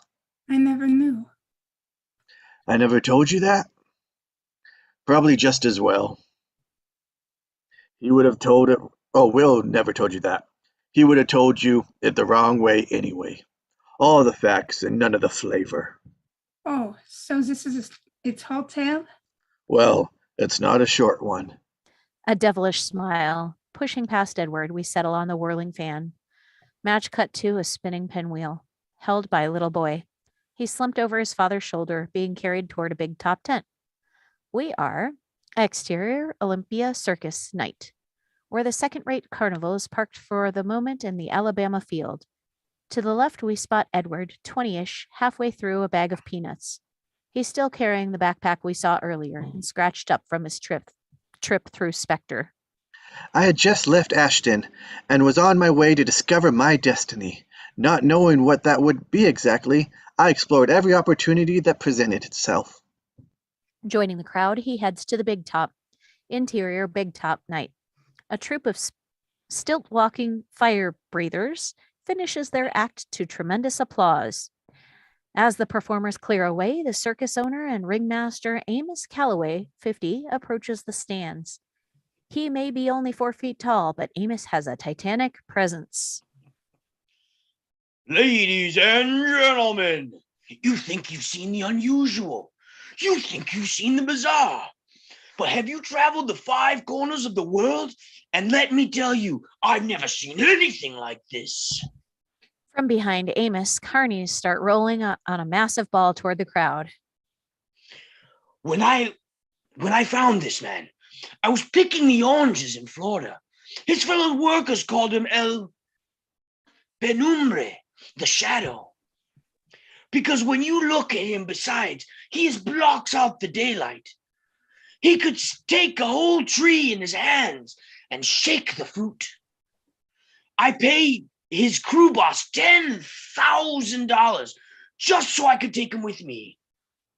Amos comes up to a middle-aged woman in the first row, a quieter moment. Not to alarm you, ma'am.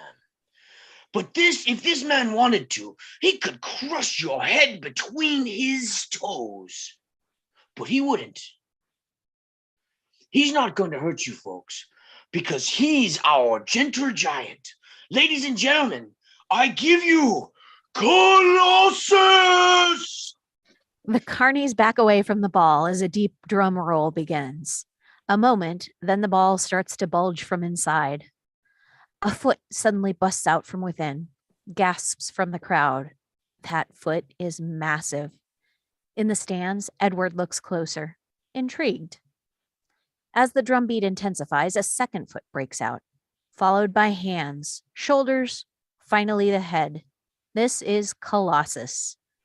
From a very low angle, we look up to see just how massive he is. He seems to fill the heavens. With his shaved head and giant club, he seems more ogre than man. In the bandstands, a young boy's jaw drops in awe. Colossus walks down the row, letting the crowd get a better look at him. Some reach out to touch him, disbelieving.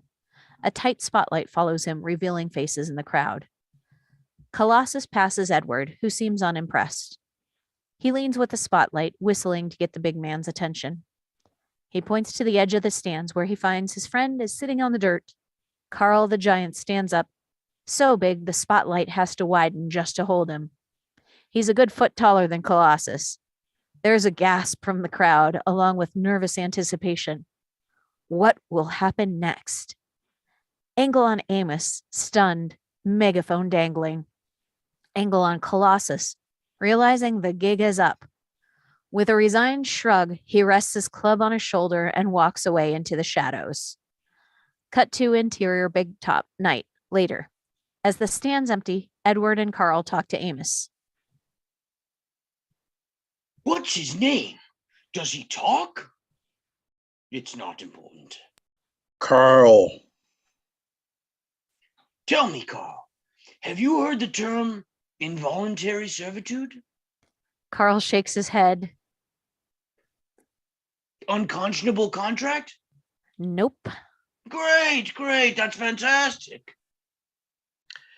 It was on that night that Karl met his destiny, and I met mine. Almost. Interior big top night, continuous. As Amos pulls Karl aside to give him the hard sell, Edward notices a beautiful young woman, 16, leaving with her family. She's wearing a blue dress and hat. For no good reason, she looks back at Edward. The two make eye contact. As they do, all motion freezes. A fiery baton remains mid-twirl, flames locked in place.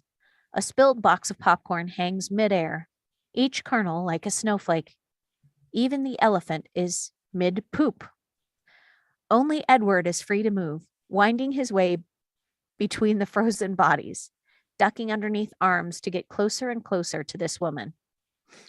They say when you meet the love of your life, time stops. And that's true. What they don't tell you is that once time starts up again, it moves extra fast to catch up. Suddenly, everything rushes. The crowd becomes a blur, and the young woman is lost in its wake. Now it's Edward who's frozen, helpless in time. Exterior dirt parking lot night. Edward checks in windows as cars pull out, searching for his fated love. Not finding her, he becomes more frantic, running down the rows. Crossfade to the empty lot. Colossus is thumbing for a ride. The last pickup truck stops and lets him climb in back. As the truck pulls out, it passes a dejected Edward. He'll never find that girl, the love of his life. Interior big top night.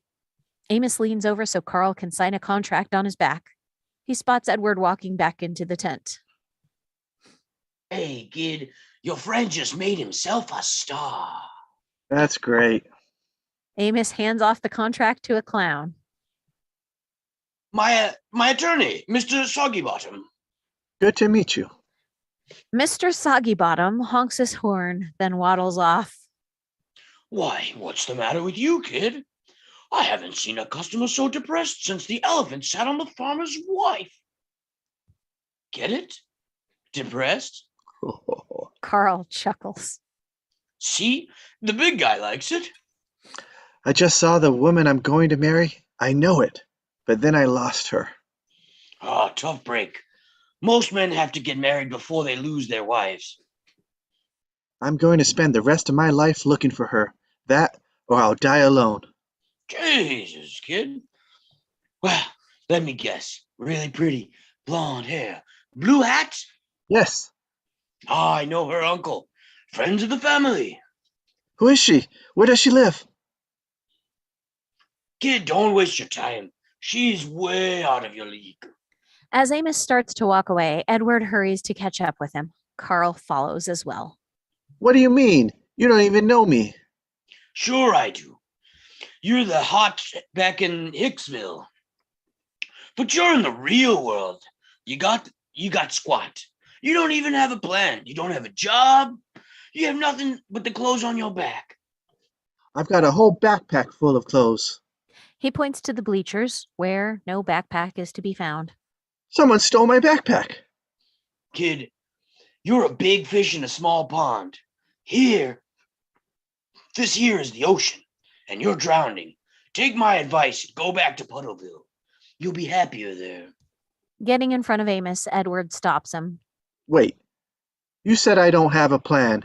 I do. I'm going to find that girl and marry her and spend the rest of my life with her. Amos smiles, amused. I don't have a job, but I would have a job if you gave me one. And I don't have much, but I would have more determination than any man you've ever going to meet. Huh. Sorry, kid.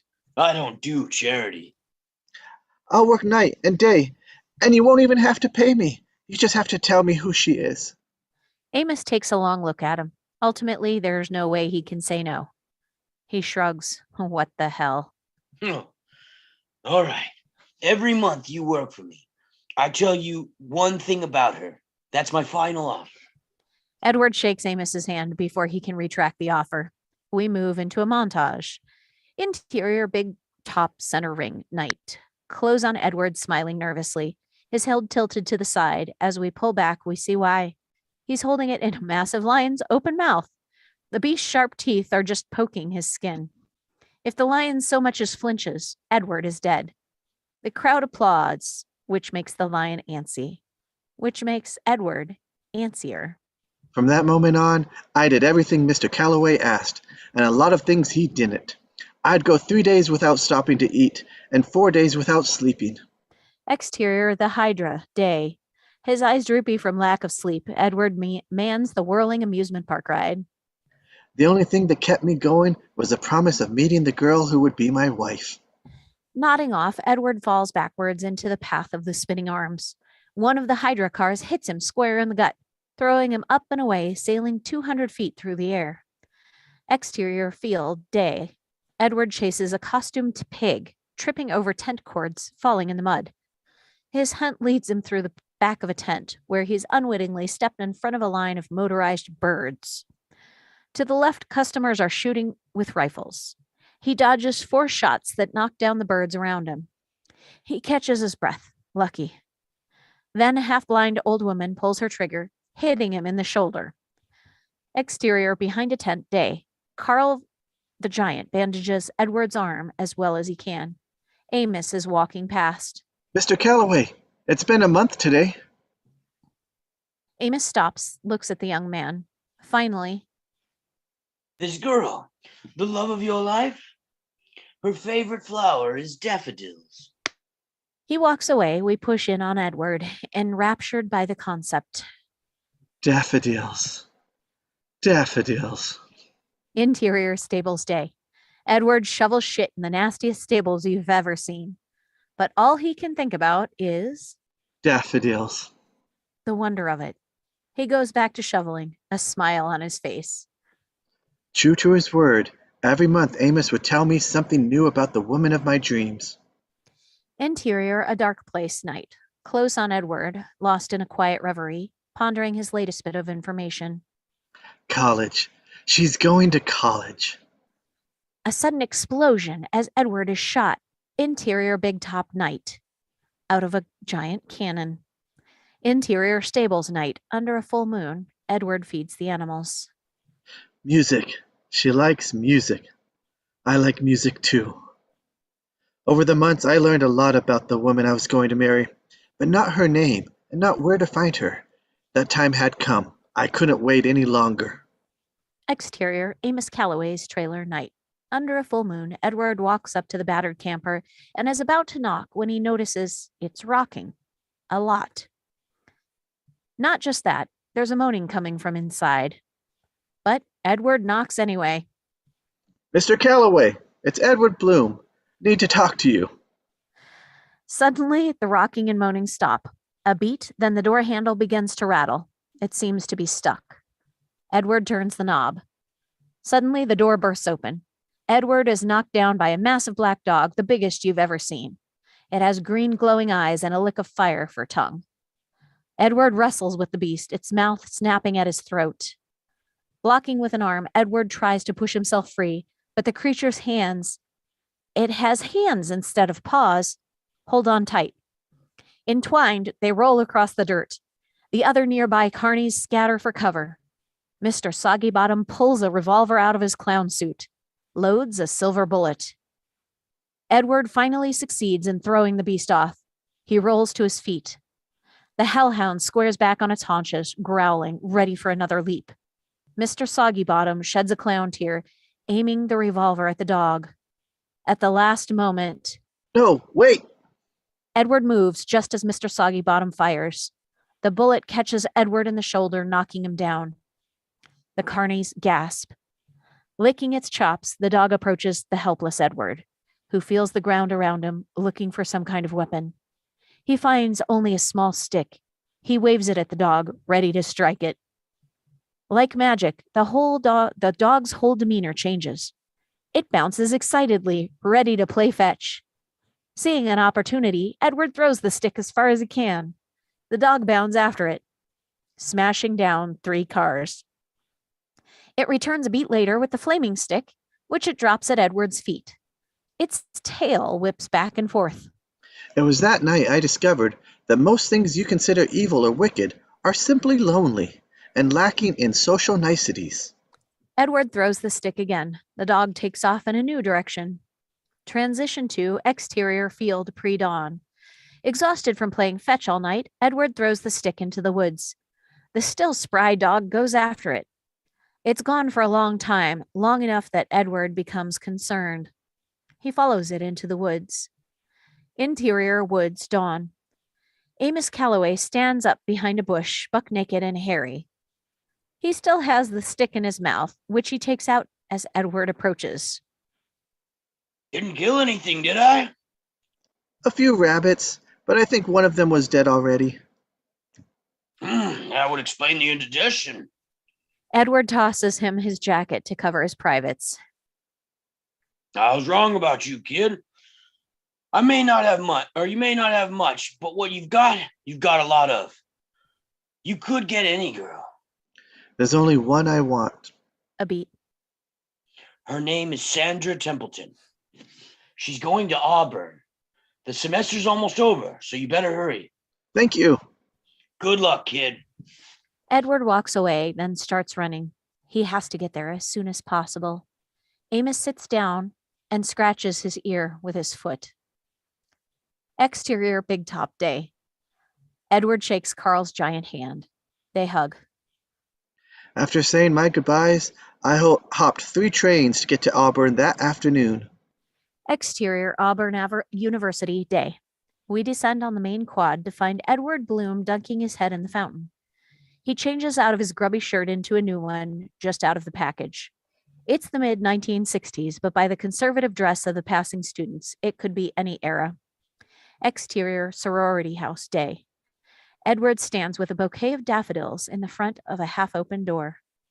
Through the crack, we can see the edge of a young woman talking in hushed tones with another girl we can't see. Finally, a decision is reached. The door opens to reveal the woman of Edward's dreams, Sandra K. Templeton. She's effortlessly beautiful, pure and simple as sunlight. He can't believe he's finally reached her. He half laughs, nervous. That makes her laugh, not sure what's going on. You don't know me, but my name is Edward Bloom, and I'm in love with you. I spent the last 3 years working to find out who you are, and I've been shot and stabbed and trampled a few times, had my ribs broken twice, but it's all worth it to see you here now and to finally get to talk to you, because I am destined to marry you. Knew that from the first moment I saw you at the circus, and I know it now more than ever. On Sandra, overwhelmed. All she can finally think of to say is, I'm sorry. Don't need to apologize to me. I mean, I'm the luckiest person you're going to find today. She puts her hand on the doorframe. On her left ring finger, we see a diamond. No, I'm sorry. I'm engaged to be married. On Edward, as his heart falls 20 floors, he tries to suppress the reaction and put on a brave front. Oh, But you're wrong. I do know you, at least by reputation. Edward Bloom from Ashton. See, I'm actually engaged to a boy from Ashton, Don Price. He was a few years older than you. Exterior creepy old house, the gate, night. Young Don Price shines his flashlight on Edward. Various high school athletic competitions, recapping earlier football, baseball, and basketball highlights, we find Edward beats Don every time. The street corner Ashton Parade. A smoking Don Price crushes his cigarette as Edward leaves town. Back to exterior, interior, sorority house, the doorway. Edward is dumbstruck. With all the strength he can muster, well, congratulations. I'm sorry to have bothered you. he turns and walks down the front steps. She stays in the doorway for a few beats, feeling genuinely horrible for what's happened. But eventually she goes back inside. We hear giggles from inside as her sorority sisters get to the bottom of this. Stop it. It's not funny. That We poor lead- boy. We lead Edward as he walks away, tears just starting to form. Fate has a cruel way of circling around you. After all this work to leave Ashton, the girl I loved was now engaged to one of its biggest jerks. He exits frame, leaving only the sorority house in the background. There's a time when a man needs to fight, and there's a time when he needs to accept that his destiny is lost, that the ship has sailed, and that only a fool would continue. A beat. Edward steps back into the frame, looking at the sorority house. The truth is, I've always been a fool. We circle as he shouts. Sandra Templeton, I love you, and I'm going to marry you. Interior sorority house foyer day. Sandra and her sisters peer through the curtains. Is this guy crazy? Interior lecture hall day. The Tweety economics professor continues his explanation. Sandra isn't paying a lot of attention. He switches on the overhead projector without looking at it. There's a titter from the students, but he doesn't notice. A classmate nudges Sandra, who looks up. Written on the projector is, I love Sandra Templeton. She's horrified and excited at the same time. The professor finally notices what's written there. Exterior quad day. Walking with her book, Sandra shakes her head, disbelieving. We look up to the blue sky, where a giant sky-written heart floats in the wind. Interior Sandra's bedroom the next morning. At her sister's prompting, a just woken Sandra looks out the window, the second-story window, to find the lawn filled with 10,000 daffodils. Edward stands amid the sea of flowers. He's waited there 6 hours. Exterior sorority house day. Sandra walks out to him. She's smiling, confused, joyful, and scared. All down Greek Street, students are coming out to see the display. Daffodils? They're your favorite flower. How did you get so many? I called everywhere in 5 states and explained that this is the only way I could get my wife to marry me. Out of nowhere, a tear drops down Sandra's cheek. She wipes it off. You don't even know me. I have the rest of my life to find out. From down the street, Sandra! It's Don. Promise me you won't hurt him. If that's what you want, I swear it. the adult Don Price arrives. He's 230 pounds of football playing, Skinner loving, fraternity proud muscle. and he's pissed. A gang of his brothers walk behind him. Bloom, Don? what the hell are you doing? This is my girl. Mine. I didn't know she belonged to anybody. Don Price decks him, knocking him down. Edward gets right back up, but makes no move to defend himself. Unfazed, Don slugs him again. Stop it! What's the matter, Bloom? Too scared to fight back? I promised I wouldn't. A beat. Don shrugs. Fine. Then proceeds to kick Edward's ass 9 ways to Sunday. While I took the beating of a lifetime, it was Don Price who was ultimately defeated. The ass whooping continues. We intercut with interior fraternity house bathroom day. Flash forward. Sitting on the can, Don Price pinches a loaf while reading a new Playboy. All the physical activity has worsened a congenital valve defect. Put simply, his heart wasn't strong enough. Don Price squeezes down hard, trying to shit the unshittable. Suddenly, he grasps his chest and collapses face first onto the tile. Match cut to exterior witch's house gate, night, flashback. The same image of Don's dead face on the tile is reflected in the eye. Returning back to exterior, the sorority house day. The thrashing continues. Edward somehow fights his way back to his feet, ready to be knocked down again. Don! Don is about to slug Edward again when he turns. Sandra pulls off her engagement ring. There's an audible "ah" from her sisters and an "oh" from Don's brothers. I will never marry you. A beat. Don stands, stunned, his mind reeling. Edward, whose eyes are swollen almost shut, keeps waiting for the next punch. Where is it? What's going on? What? You love this guy? He's almost a stranger, and I prefer him to you. She hands him the ring. Another beat, then Don storms off. But not before decking Edward one last time. Sandra leans over Edward's broken body. His head lies on the daffodils. How can I convince you to stop? Go out with me. He smiles, his teeth bloody. Okay. As the crowd of students applauds and cheers, we crane up above the flowered battlefield. As it turns out, Sandra was able to keep her same date at the chapel. Only the groom had changed. As the music reaches a crescendo, we suddenly cut to interior guest room night, present. I thought you said you didn't have a church wedding. Well, we were all set to, but there was a complication. He reaches for his glass of water, but Josephine already has it for him. She watches him while he slowly drinks the entire glass, thirstier than he imagined. While he's drinking, we cut to interior upstairs hallway night, continuous. Will, back from the grocery store, reaches the top of the stairs. He hears voices coming from the bedroom. Is it the medicine that's making you thirsty? Truth is, I've been thirsty my whole life. Never really known why. Will quietly approaches the door, not exactly sneaking, but not exactly announcing his presence. The door is open a few inches, letting him look in on his father and his wife. Intercut hallway, bedroom. There was one time when I was 11. You were talking about your wedding. I didn't forget. I was just working on a tangent. See, most men, they'll tell your story straight through, and it won't be complicated. But it won't be interesting either. I like your stories. And I like you. He doesn't let the moment linger with undue sentimentality. There's a story to be told. Now, the thing about working for a circus is you don't have a regular address. And after 3 years, I had a lot of undelivered mail. In the hallway, Will shifts to a new position, letting himself listen to the story one more time. During the 4 weeks I was in the hospital, the postmaster caught up with me. Interior hospital day. Bruised and bandaged, Edward sorts through a big bag of mail with help from Sandra. He rips open an official-looking letter.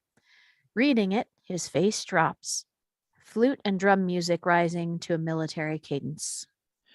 It turned out that while my heart belonged to Sandra, the rest of my body belonged to the U.S. government. Interior Army airplane night.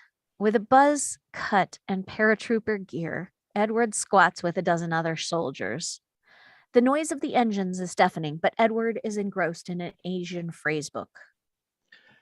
A hitch in the army was up to 3 years at that point, and having waited 3 years just to meet my Sandra, I knew I couldn't survive being away from her that long. So I took every hazardous assignment I could find, with the hope of getting my time to less than a year. The jump Go. leader yells. Go! Go! One by one, the men jump out, their chutes clipped to a main line. When his time comes, Edward leaps, but he's stuck. His cord is caught up in the assembly. He twists and struggles, trying to free himself. Looking down, he can see the white parachutes disappearing into the darkness. They're already long gone. Digging a knife out of his pocket, Edward gets to work cutting through the cable. It finally pops. Edward jumps from the plane. Exterior outside stage night. 1,000 Chinese soldiers sit, bored, watching the equivalent of a USO show. A Chinese ventriloquist is on stage with his communist puppet.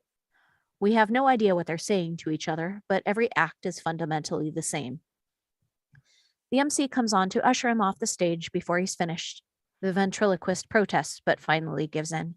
The MC makes a shoot him in the neck motion to one of the armed guards off stage. Exterior, high above the stage night. We look down with Edward, who is drifting right for the stage. He can't steer. He's helpless. But then a blast of fireworks from the sides of the stage. The lights go out as a drum roll begins. It's just enough cover for Edward to remain unseen. He lands with a clang on the lighting catwalk above the stage. He barely grabs on, disconnecting his chute just as the curtain goes up. Edward looks out at the sea of excited soldiers. Every one of them would kill him. He's the legless cricket left on the anthill. Exterior on stage. The curtain rises to reveal Ping 27 at a microphone. She's as gorgeous a woman as you'll ever see. She stands with her lips turned in profile. Her body is a knockout, dress cut to reveal skin. The soldiers are on their feet, whistling and hollering. Up on the catwalk, Edward is surprised by an enemy soldier. The two men begin to scuffle. Music starts, a vampy torch song. Ping sings melody while an offstage voice carries perfect harmony. Sometimes a girl can feel oh so alone without a lover to call her own. Sometimes it's so bad she wants to explode, wants to grab the first man she sees and tear off his clothes. A roar from the soldiers. She knows what they want. Still fighting, Edward jumps for a pole on the far side of the catwalk, sliding down it to end up backstage. His determined opponent follows him down. But she won't. Oh no, she can't. She needs a special, different, unusual man.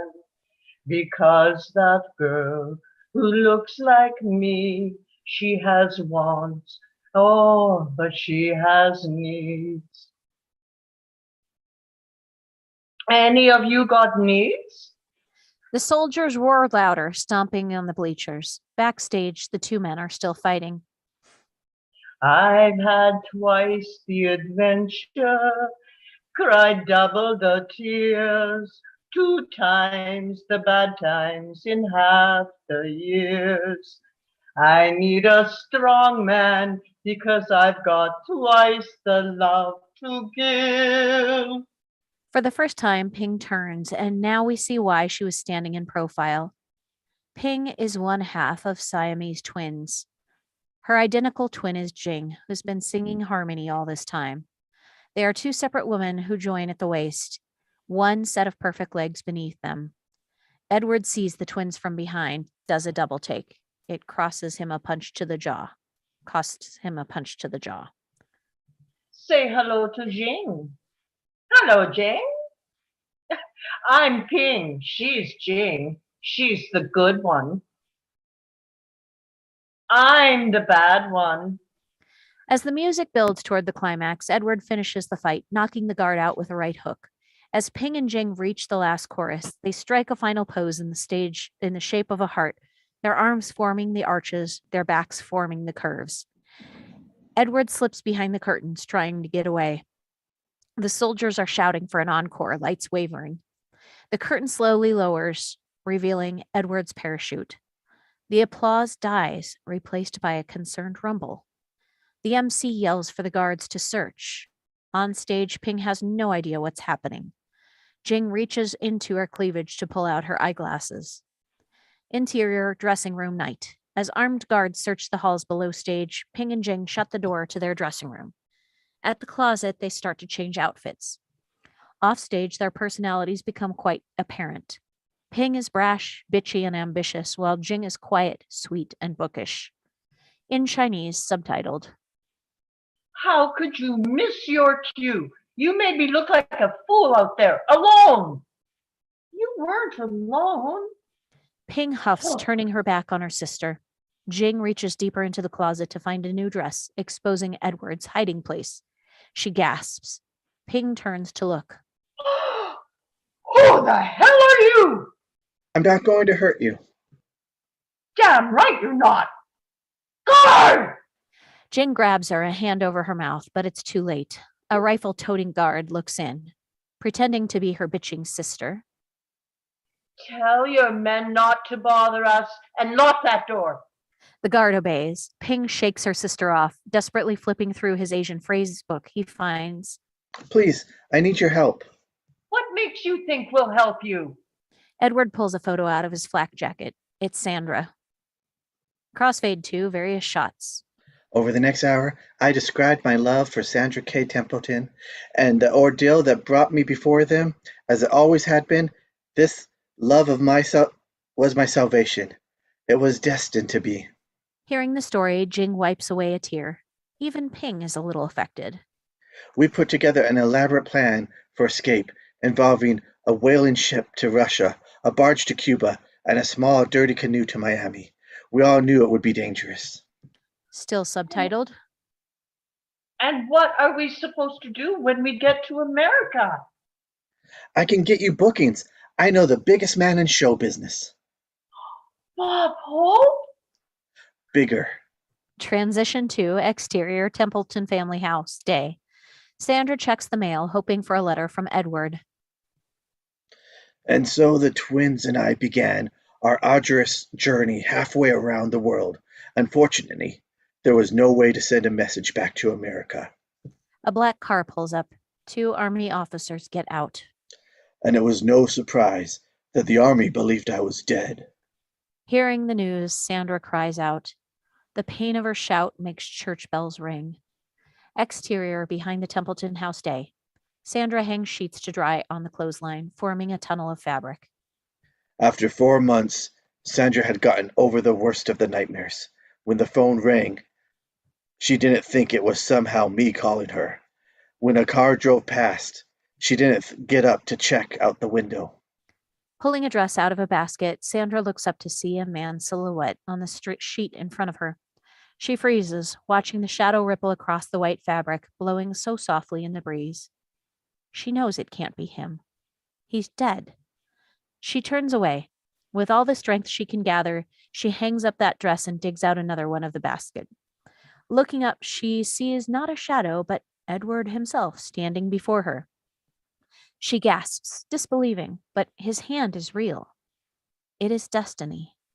Without another moment's hesitation, she kisses him. Crossfade to bright sunlight filters through the soft sheets.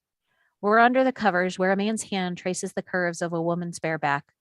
A beat, then she turns over in bed, revealing her to be Josephine. She blinks slowly, just waking up. Will is watching her. He's been up for a while.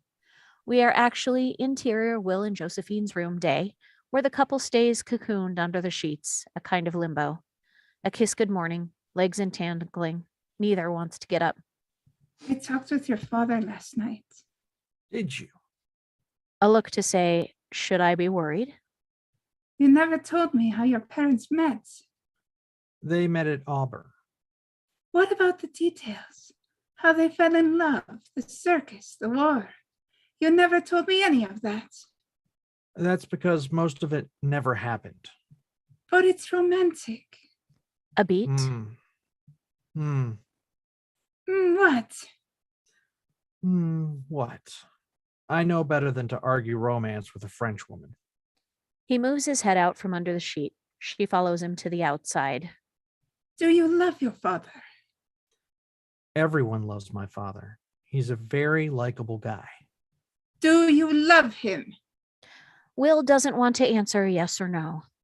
You have to understand, when I was growing up, he was gone more than he was here. And I started thinking, maybe he has a second life somewhere else, with another house, another family. He leaves us, he goes to them. Or maybe there is no family. Maybe he never wanted a family. But whatever it is, maybe he likes that second life better. And the reason he tells all those stories is because he can't stand this boring place. But it's not true. What is true? I've never heard my father say a single true thing. Off her silence.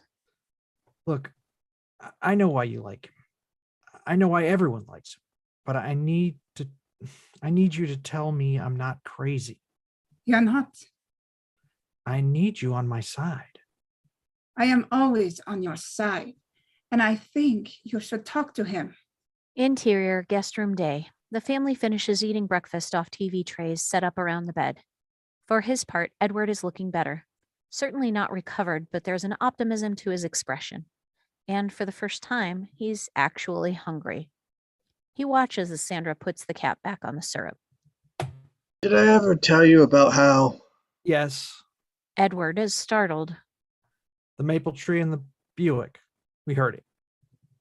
I think someone hasn't. The tree fell on the car, spilling the syrup, which attracted the flies, which got stuck to it and flew up with the whole car. A beat. But the real story is how I got to the car. You see, Dad, son, can we talk? Sandra snaps the cap back on the syrup. I'm going to get started on dishes. I'll help you. Both women quickly gather plates. Will and Edward both smile. The women clearly want this to happen. It settles for a beat after they leave.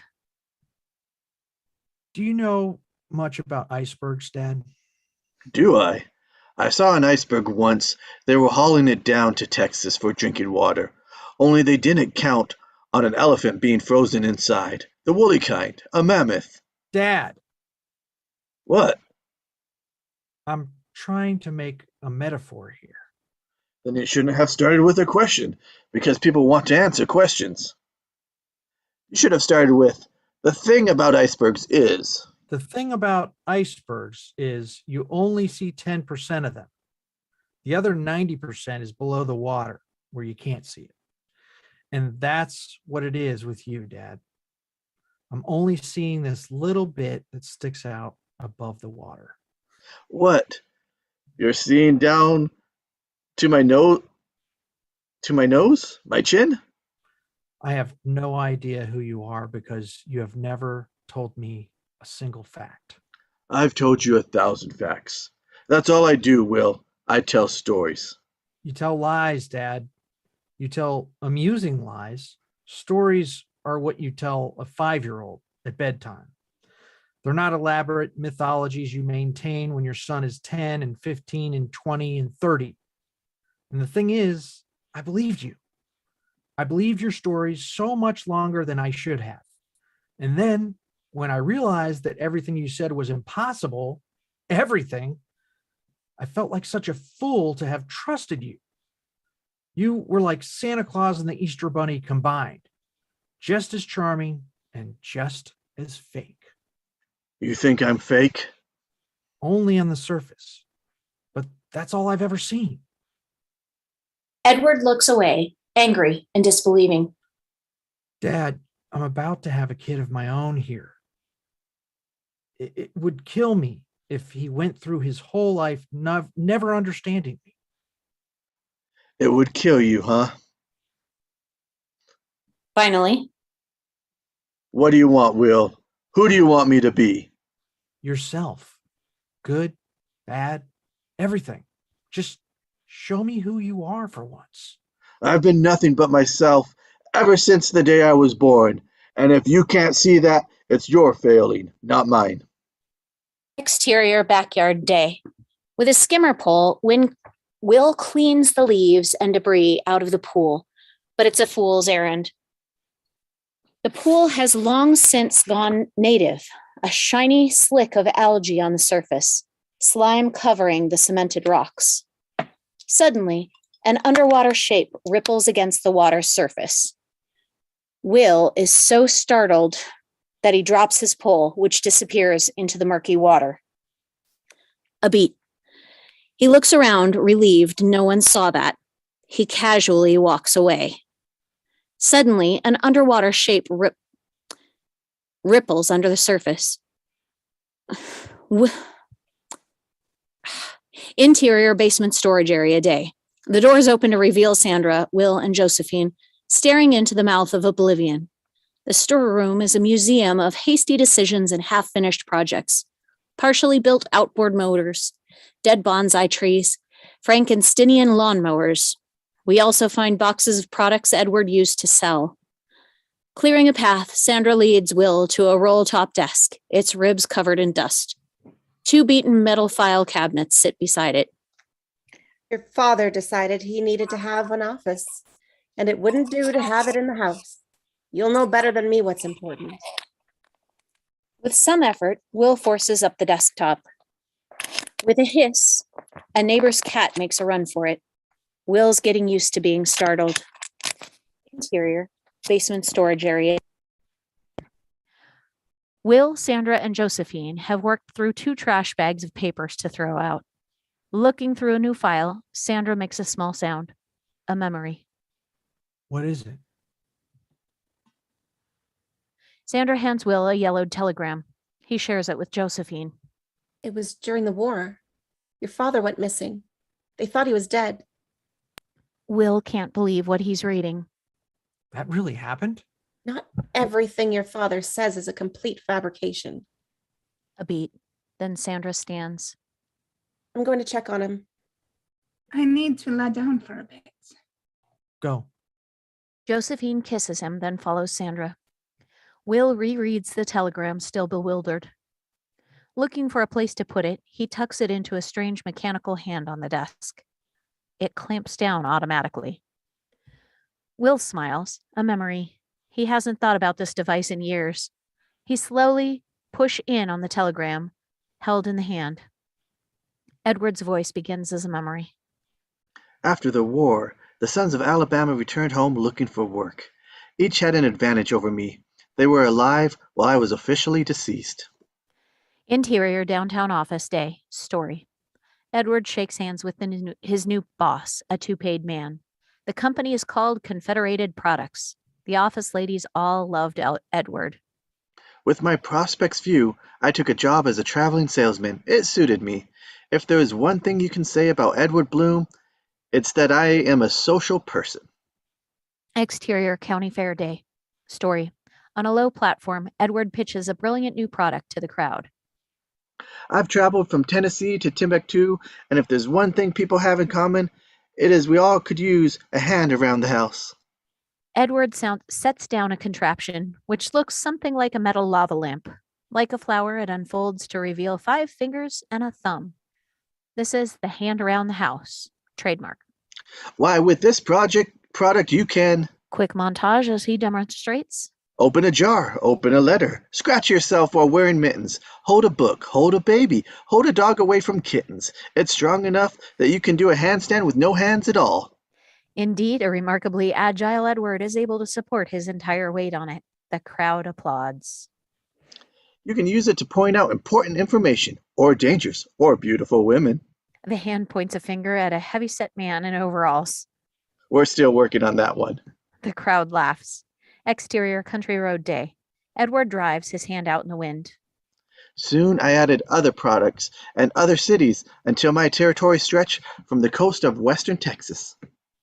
Exterior trailer park day. Edward kisses his pregnant wife goodbye, as much in love as ever.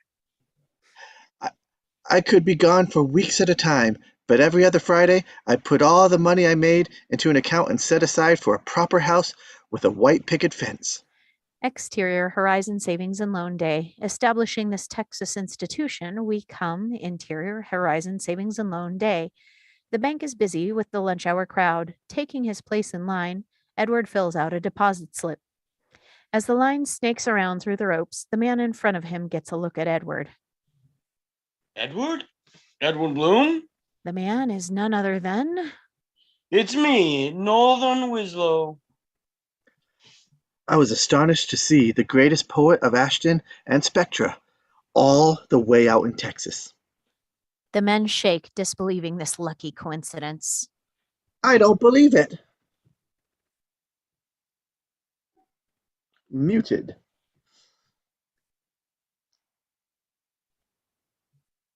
Northern Winslow says. Sorry about that.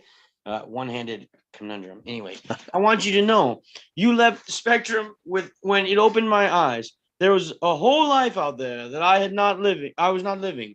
So I traveled. I saw friends. I saw Africa, half of South America. Every day a new adventure. And that's my motto. That's great, Norther. I'm happy for you. I can't believe I helped. He's genuinely proud. So what are you up to now?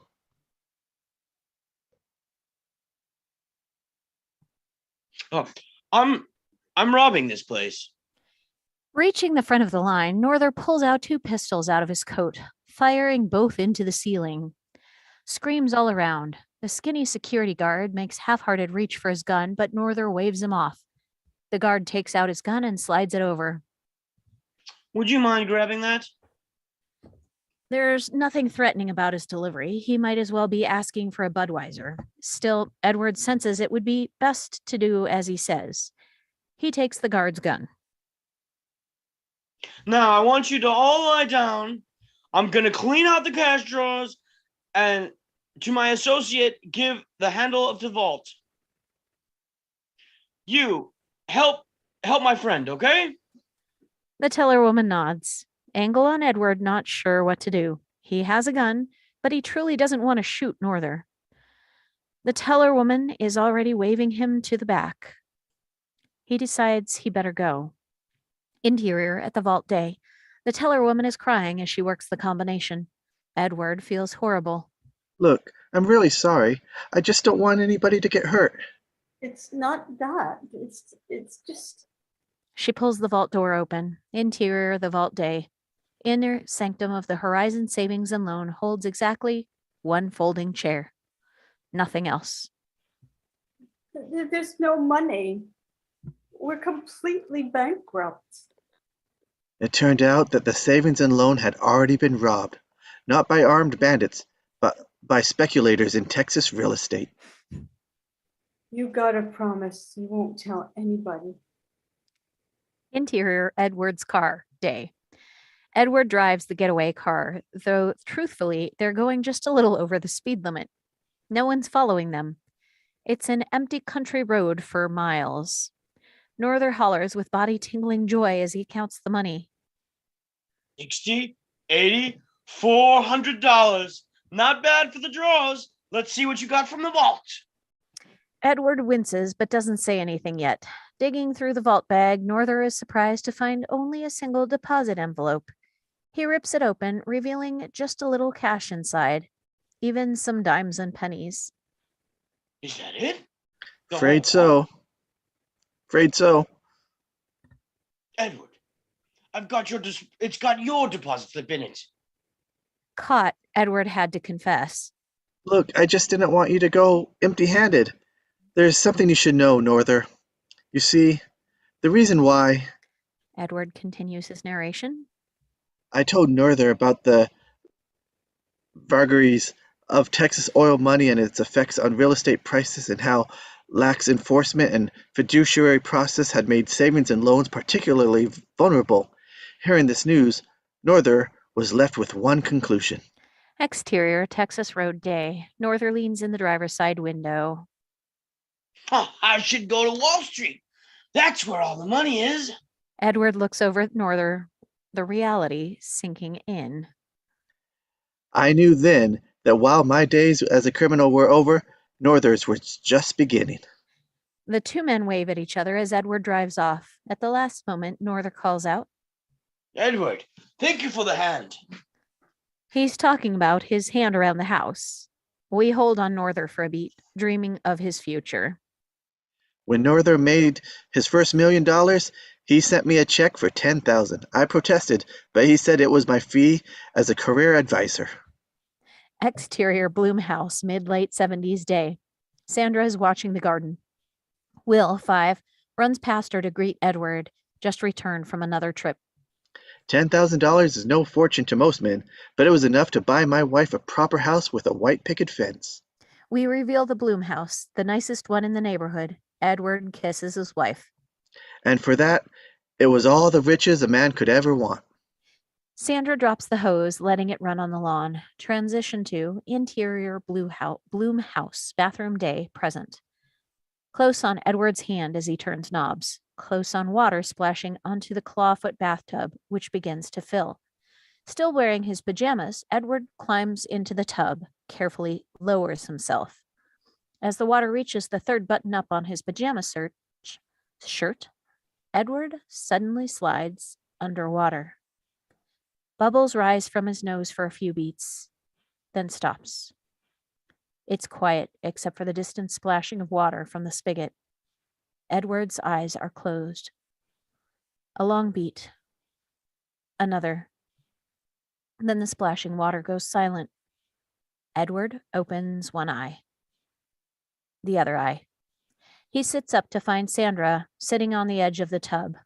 She doesn't seem particularly worried. Her husband has always done this. I was drying out. I see. We need to get you one of those plant misters. You can spray you like a fern. He smiles, then pulls his knees up, making room for her in the tub. A beat while she considers. Sandra steps out of her sandals and climbs into the tub, facing him. Her dress is soaked, but she doesn't mind. He leans forward and kisses her. When they separate, she has tears hanging in her eyes. Come now. He wipes them away. I don't think I'll ever dry out. Interior basement storage area day. Perched awkwardly on a canoe, Will's made it through another file cabinet. He goes through the folders page by page, but usually ends up tossing the whole thing in the trash. He's about to toss a file when he stops. Takes another look. Something doesn't make sense. Interior Bloomhouse stairs day. Will is headed upstairs when his mother comes around the corner with an armful of laundry, including her wet dress. Is he awake? He just fell asleep. Josephine's with him. She passes him. He turns. Mom? Yes? Will quickly debates whether or not to ask her. Did you and Dad have any other property? I suppose your grandmother's house when she passed, but we sold that right away. Your cousin Shirley bought it. So you never bought any land? Heavens, no. We had a hard enough time keeping the mortgage on this place. Will nods, just curious. He continues heading up. Interior Will and Josephine's room day. Will changes his shirt. He takes his keys off the nightstand. Exterior Country Road day. Will's rental car drives past a sign reading Ashton 10 miles. Interior Will's car day, driving. Will checks the address on one of his father's files. Exterior Ashton Gas day. Will talks to the attendant who points him in a direction, then gestures a series on the left, right, left, right. Exterior road day. Will drives down a road that seems somewhat familiar. And when we realize why, a road sign reads, Welcome to Spectre. Exterior Alone House day. Sitting at the edge of a swamp, a little two-story feels lonely, set deep in its lot. Dapples of light break through the trees, a light breeze swaying in the branches. As Will walks from the car, the whir of cicadas grows. He checks the number. 33. This is the house. It is surrounded by a white square picket fence identical to his mother's. Will notices this. Reaching that porch, we hear a piano playing inside. Badly. Rechecking the number on the form he's carrying, Will knocks. The piano stops. Go back to the start. Right hand only. The piano starts again. Footsteps. The door opens to reveal a blonde woman in her 50s. the woman from the grocery store. Her name is Jenny Hill. She and Will are startled to see each other. Oh, Hello. I wasn't expecting you. Confused, Will checks the name on the form. Are you Jenny Hill? I am, and you're Will. I've seen your picture. That's how I recognized you. I almost said something at the store, but it would have been awkward. Like this. The piano student, a black boy of 8, has stopped. He's watching the conversation at the door. Speaking of awkward. Listen, Kenny, why don't we skip the lesson today? We can go again next week. She hands him $5 out of her pocket. Do I have to give it back to my mom? I won't tell her if you won't. You don't have to tell him twice. He's out the door in a flash. Interior, Jenny's kitchen day. While Will sips his iced tea, Jenny flips through a form she never expected to see again. She hands it back to Will. How did you know my father? Well, this was on his sales route, so he was through here all the time. Everyone in town knew him. A beat, not flinching. Were you and my father having an affair? Wow. Wow, you just said it. I was expecting to dance around this for another half hour. I've seen him with women. He flirts. He always has. On some level, I presumed he was cheating on my mother. I just never had proof. She moves, trying to get out of the corner he's boxed her into. Once she's finally free. Can I ask you a question? Why did you come here today? If you found this deed, why didn't you just ask Eddie? Because he's dying. A long beat. Jenny is taken back by the suddenness of it. She's a tangle of conflicting emotions. Look, I don't know how much you want to know about any of this. You have one image of your father, and it would be wrong for me to go and change it, especially this late in the game. My father talked about a lot of things he never did, and I'm sure he did a lot of things he never talked about. I'm just trying to reconcile the two. Fair enough. Jenny takes a seat across from him at the table. The first thing you have to understand is that your father never meant to end up here. And yet he did, twice. The first time, he was early. The second time, he was late. Interior, Edward's car driving night. It's late and Edward is pensive. Those days, your father was working for himself. If there was one thing you could say about Edward Bloom, it's that he was a special person, and people took a liking to him. And one night he was returning from 3 weeks on the road when he hit a thunderstorm unlike any in his life. The first raindrops hit the windshield. Edward turns on the wipers. Interior, Edward's car night, the storm. Suddenly, a deluge descends. It's not even rain anymore. There's no space between the drops. It's like being caught in a waterfall. It's that loud. No choice, Edward stops the car, puts on the handbrake. Just as suddenly, the sound changes. No longer pounding, but softly splashing. The world is close and echoing because exterior, Edward's car night. The car is underwater. The tires are still on the road, but where there used to be air is water. 3 catfish swim in front of the headlights. Interior, the car night. Realizing his plight, Edward tries to remain calm. Water is trickling in through the crack between the window and the door, but very slowly. For now, he's fine. That's when he sees her, the girl in the river. She's swimming outside the car. While we never see her face exactly, she remains just as beautiful, just as mysterious as the first time we saw her. She puts her hand to the windshield. He puts his up to meet hers and smiles. Flash cut to exterior field by dirt road day. It's morning and the sun shines brightly. Birds chirp, trees drip, and the grass shines, still wet from last night's rain.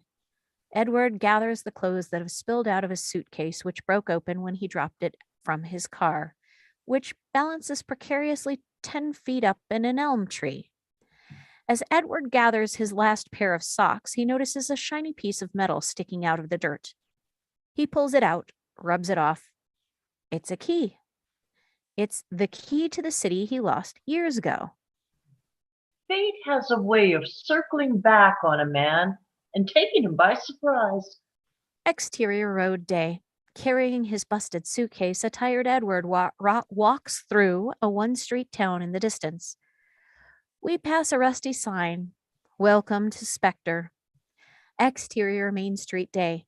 Amazed and disbelieving, Edward walks down the center of the road. No cars coming from either direction. He looks up to find his faded shoes still dangling from the power line, along with the rest of the town's. A man sees things differently at different times in his life. This town seemed the same now that he was older. It doesn't seem the same. Exterior town of Spectre, various shots. We look around the town, on and off Main Street. There are for sales signs in many of the windows. A new road had brought the outside world to Spectre, and with it, banks, liens, and debt. Almost everywhere you looked, people were bankrupt. Exterior Spectre day. We slowly move through a foreclosure auction to find Edward watching. 2 very corporate men in suits stick out among the bidders. 2 different corporations were looking at buying the town. If they could get the price low enough, one wanted to open a chicken processing plant and the other a municipal dump. Either way, Spectre would be destroyed. Edward raises his hand. 50,000. Everyone turns to look at this new bidder. And so Edward Bloom decided to buy the town in order to save it. Interior Norther Winslow's Manhattan day. Edward pitches his plan to Norther. He was never a wealthy man, but he had made other men rich, and now he asked for their favors. Interior, exterior, various locations day, various shots, expressive and passionate. As always, Edward talks to Ping, Jing, and Amos Calloway. Most of them had never seen Spectre. They only had Edward's words to describe it. That's all they needed. He sold them on the dream. You can structure it as a historical trust, but you'll never need every contiguous piece of property. It's all or nothing. As Edward takes notes. So first he bought the farms, and then he bought the houses, and then he bought the stores. Interior, Al's country day. Finishing up with Al, Edward shakes hands. Whatever he bought, the people were not asked to leave or pay rent or anything. They were just asked to keep doing as they were doing. In that way, he could make sure the town would never die. Exterior, road in the swamp day. Edward climbs out of his car, the road having literally stopped. The sun is shining, but it can barely penetrate the tree's thick canopy. Within 6 months, his trust had purchased the entire town, with one exception. In the distance, he sees a shack, so old it's nearly fallen. He walks toward it, the marshy ground squishing up around his feet, soaking the hems of his trousers. We hear a piano playing from inside the shack. Edward knocks on the half-hung door, which swings open by itself. Interior, shack day. The inside is nicer than you'd think. A real home. A fire burns in the stove, and curtains hang in the windows. With her back turned to him, Jenny Hill plays the piano. Edward doesn't recognize her as the little girl who used to have a crush on him. Without turning, she says, "You must be Edward Bloom." How did you know? She keeps playing. No one would come out here unless they had business. And no one would have business with me except for you. You're buying the town. Apparently I overlooked this one piece of it. and I like to remedy that. You see, in order for the town to be preserved, the trust must own it in its entirety. So I've heard. I'll offer you more than it's worth, and you know you won't have to move. Nothing will change except the name on the deed. You have my word. Jenny stops playing, her piece not quite finished. She turns to face him. Edward still doesn't recognize her. Now, let me get this straight. You'll buy the swamp from me, but I'll stay in it. You'll own the house, but it'll still be mine. I'll be here, and you'll come and go as you please to one place or another. Do I have that right? Strange to hear it put that way, but In so many words, yes. Then I don't think so, Mr. Bloom. If nothing is going to change, I'd just as soon it not change in the way it hasn't been changing all this time. It's not like you're going to lose anything. You can ask anyone in town. I've been nothing if not generous. I want the best for everyone.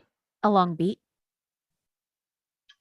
Mr. Bloom, why are you buying this land? Some sort of a midlife crisis? Instead of buying a convertible, you buy a town? He looks at her, puzzled and surprised. No one has really asked before. Helping people makes me happy. I'm not convinced you should be happy. I'm sorry? Have I offended you? She finally turns to face him. No, you did exactly what you promised. You came back. I was just expecting you sooner. Flashback to exterior Spectre night. Young Jenny Hill watches barefoot Edward leave Spectre for the first time. Interior shack day. Finally realizing who this woman is. You're Beeman's daughter. Your last name is different. You married? I was 18. He was 28. Turns out that was a big difference. Before he can say anything more, I won't be selling you this house, Mr. Bloom. I see. Thank you for your time. a bit bewildered, Edward tips his hat to her as he leaves. Interior, exterior, swamp shack day. Edward pulls the door shut behind him as he leaves, but it breaks off in his hands. It's not the clean exit he was hoping for. Inside, Jenny looks out, surprised and annoyed. Edward tries to lift the door back on the hinges, but they snap off. The door frame buckles and the whole shack creaks. I'm sorry. He tries to lean the door against the frame, but it keeps slipping. It's okay. Just leave it. I can get it. I can. Just. He leans the door a different way. It holds for a beat, then falls in, smashing a small table. Lauren, I'm sorry. Please, go. Just go. I'll. Go. She's dead serious. Weighing the scales of chivalry, he finally backs away, turns and heads back toward his car. We stay on Jenny, watching him go. She's furious, but there's something more in her feelings for him. Something softer. Most men in that situation would accept their failure and move on. But Edward was not like most men. Exterior, Swamp Shack Road, another day. With Karl the Giant's help, Edward unloads a brand new door from a pickup truck. Exterior, shack day. While Jenny watches, half annoyed, half amused, Edward tries to set the door square. Karl pushes against the side of the house until it fits. Interior, shack, another day. Holding nails between his lips, Edward puts in new windows himself. Jenny is making soup, laughing at the stories he's telling. As the months passed, he found more and more things to fix, until the shack no longer resembled itself. Exterior swamp, another day. Edward and Karl cut down a tree, letting in a flood of light. Through the golden pollen hanging in the air, we rise up to see the shack is now the lovely house we saw before.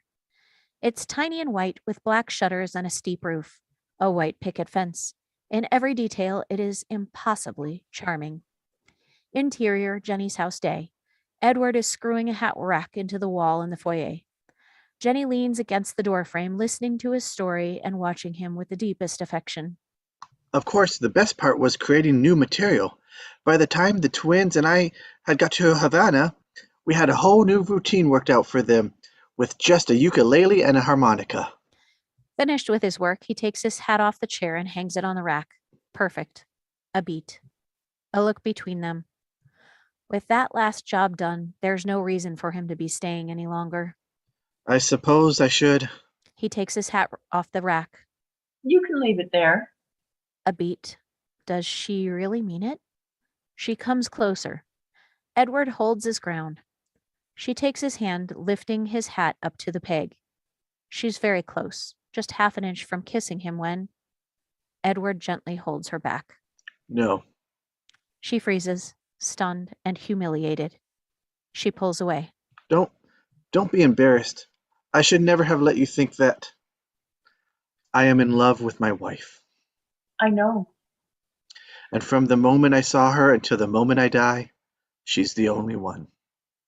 Lucky girl. I'm sorry, Jenny. I am. With that, he begins to leave. Wait, Edward. She finds a pen and hastily signs the deed to her house, hands it to him. With a look, he thanks her, then he goes. Exterior Spectre, the magic hour. Edward takes a final look at this perfect little town. One day, Edward Bloom left and never returned to the town he'd saved. He climbs in his car and starts the engine.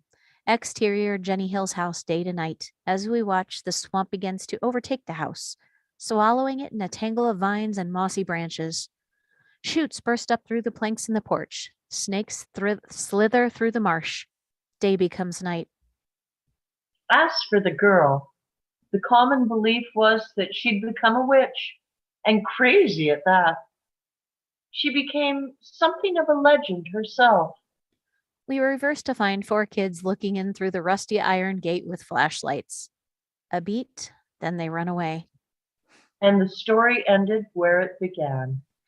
Interior Jenny Hill's kitchen, present day. Will and Jenny are still sitting at her table, a pitcher of iced tea between them. Logically, you couldn't be the witch because she was old back when he was young. No, it's logical if you think like your father. See, to him, there's only 2 women, your mother and everyone else. You didn't become crazy. Well, therapy. And one day I realized I was in love with a man who could never love me back. I was living in a fairy tale. Will smiles to hear it called that. People aren't like they are in stories. They hurt each other without meaning to. They are kind and unbelievably cruel at the same time. Like me now. I'm not sure I should have told you any of this. Her composure is starting to break. No, I wanted to know. I'm glad I know. A long beat, both staring at their iced tea. Jenny is working herself into more of a state by not talking. I wanted to meet you for the longest time. I did. I envied you so much. The way Eddie would talk about you when you were at Missouri, that award you won. Congratulations, incidentally. And when you got the job at the AAP, everything. He was so proud of you. I mean, that's the thing. Every moment he loved you. She's fighting tears, not the first one she's shed over this. And as brightly as the sun would shine when he was with you, every time he left, it disappeared. I wanted to be as important to him as you were, and I was never going to be. I was make-believe, and his other life, you, were real. Angle on Will, sorting through his swirling thoughts. You knew that, didn't you? Cut to interior Will's car day driving. Will skips through the stations on the radio, but ultimately turns it off. He's trying to think. Exterior Bloomhouse dusk.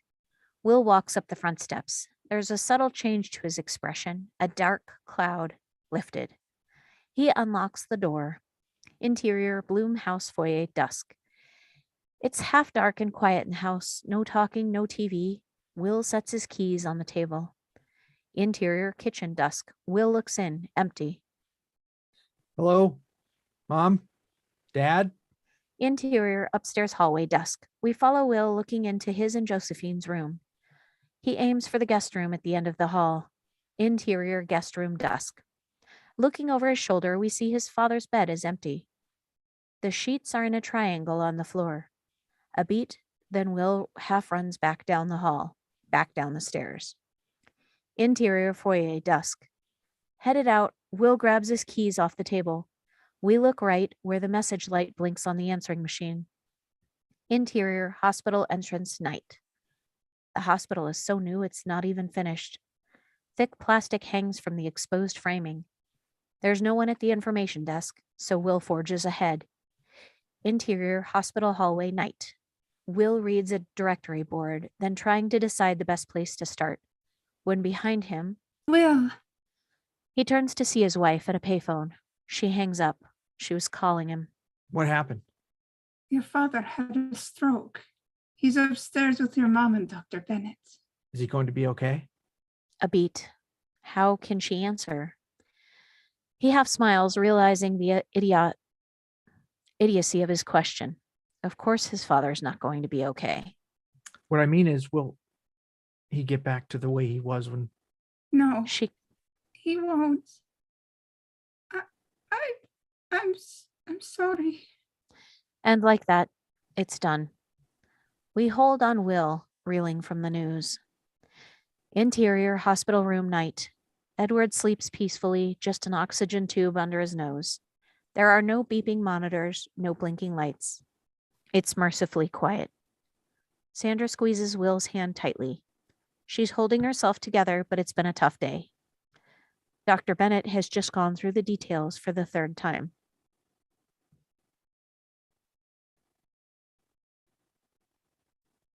I don't suppose one of us could stay with him in case he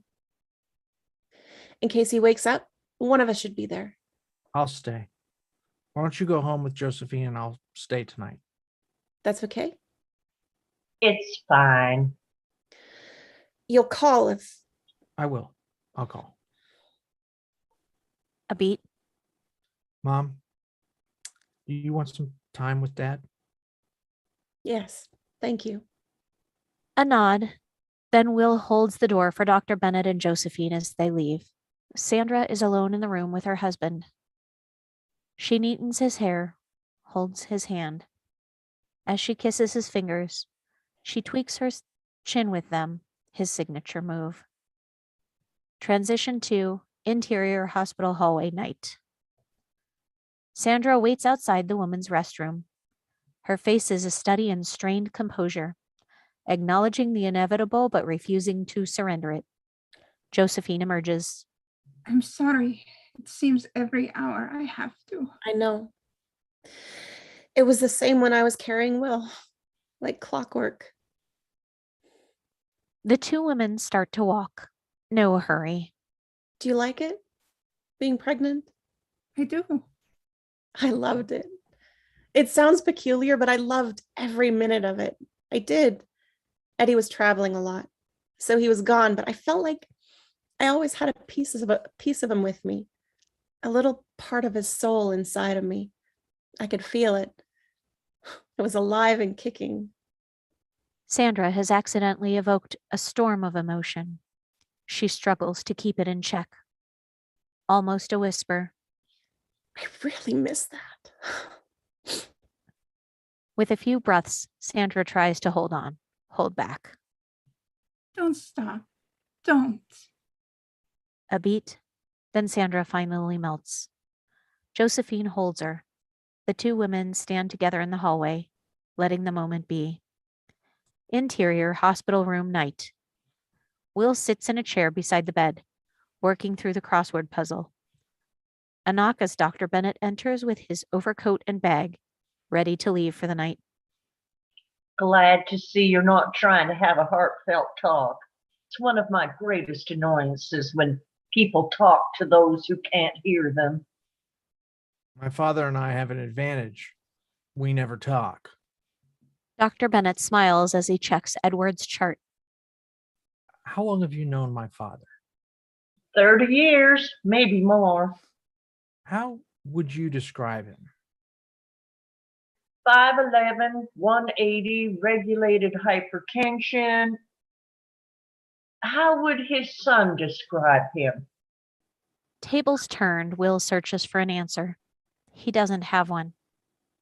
Dr. Bennett hangs the chart back on the bed.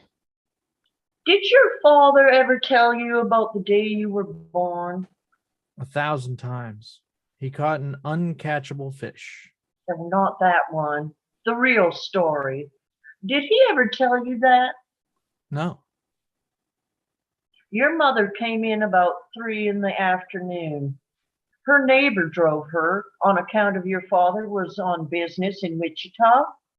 You were born a week early, but there were no complications. It was a perfect delivery. Now, your father was sorry to miss it, but it wasn't the custom for the men to be in the room for deliveries then, so I can't see as it would have been much different had he been there. And that's the real story of how you were born. A long silence, just the sounds of the hospital, doctors being paged. Now, not very exciting, is it? And I suppose if I had to choose between the true version and an elaborate one involving a fish and a wedding ring, well, I might choose the fancy version. But that's just me. Will half smiles. Patting Will's shoulder, Dr. Bennett leaves. We stay on Will and his father for a long time. Then Will takes his pen and starts making a list. Interior hospital room, various shots. Will flips to a new page. The list keeps getting longer. He smiles, remembering something. On his 4th page, he looks up at his motionless father. A beat, then we slowly crossfade to interior hospital room pre-dawn. It's very early morning, and the first blue light of day is glowing through the vertical blinds. Still in his chair, Will wakes up a bit at a time. The notepad is on his lap. The pen is in his hand. He cracks his neck, crooked from sleeping on it wrong. What woke him up? He looks to his right, holds his gaze for a breath. Dad? His father is awake, silently gasping for breath. His eyes are open, scared and confused. Dad, do you want me to get a nurse? Edward shakes his head unambiguously. Will already has his finger on the orange nurse call button, but doesn't push it. What can I do? Can I help? Can I get you something? Water? Edward nods. Will pours a glass from the pitcher on the nightstand. He holds it to his father's lips, but Edward won't drink. He pushes it away. He wanted something else. The river. The river? It takes Edward all his strength to put together each thought. It's like he's only half there, fighting to hang on to this world. Tell me how it happens. How what happens? How I go. On Will, realizing. You mean what you saw in the eye? Edward nods. Yes, that's what he was trying to say. A long beat. I don't know the story, Dad. You never told me that one. Will pushes his fingers under his father's heavy hand and holds it. There is nothing else to do. Edward looks around, confused and increasingly scared. He sees the end approaching, but doesn't know exactly what's coming. Without the story, he's lost, fighting the urge to panic. I can try, Dad, if you help. Just tell me how it starts. Like this. Okay. Will looks around the room, increasingly desperate. He looks to the nurse call button. He really wants to press it. On Edward, waiting for Will to begin. Okay. It's morning, and you and I are in the hospital. I'd fallen asleep in the chair. I wake up and I see you and... Interior hospital room day, story version. Dad? It's dawn and the first golden glow is shining through the vertical blinds. Dad? We look over to find a nimble Edward sitting up in bed, combing his hair. Let's get out of here. Somehow you're better. Different. You're getting ready to go, and I say, Dad, you're in no condition to... But Edward throws back the covers. There's a fold-up wheelchair in the bathroom Wrap a blanket around me. As soon as we get off this floor, we'll be in the clear. Will heads for the bathroom. Sure enough, the wheelchair is there. Hurry, we don't have much time. Interior hospital hallway day. With the blanket draped over his head like a ghost, Edward points for his son to steer the wheelchair that way. Faster! They pass a heavy-set nurse who turns to look. Rounding a corner, they nearly crash into Dr. Bennett. Will, what are you doing? Before he can answer, Will spots Edward rolling the chair himself, pumping both arms. Will dashes to catch up with him. The heavy-set nurse leans out of Edward's hospital room. Nurse Vicki. Security, stop them! Down the hall, at the elevator, Sandra and Josephine step out to find Will and Edward barreling straight at them. No time to explain. Follow us. Seeing security guards heading their way, a quick-thinking Sandra shoves a nearby cart into them, bowling them down. Interior elevator day. Will brakes hard, sliding with both feet. The chair nearly crashes into the back wall as the doors close. Exterior parking lot day. Will races Edward down the row, finally reaching the Chevrolet. At the car, Will lifts his father out of the chair. I pick you up and you hardly weigh anything. I can't explain it. Will sets him in the passenger seat. Water. I need water. Scrambling in back, Will finds a liter of Arrowhead, hands it off. Edward unscrews the cap, but instead of drinking it, he douses himself, soaks the blanket. Will pops the trunk, starts to unfold the wheelchair. Leave it. We won't need it. Tires smoke as the car peels out. Interior hospital room day, reality. Tight on Will, trying to hold back tears as he talks. And we have to take Glenville to avoid all the church traffic because those damn church people drive too slow. Tight on Edward, enjoying that detail. He's focused completely on Will's story. I ask. Exterior Glenville Boulevard day, story version. The Chevy slaloms through the Sunday morning traffic. Where are we headed?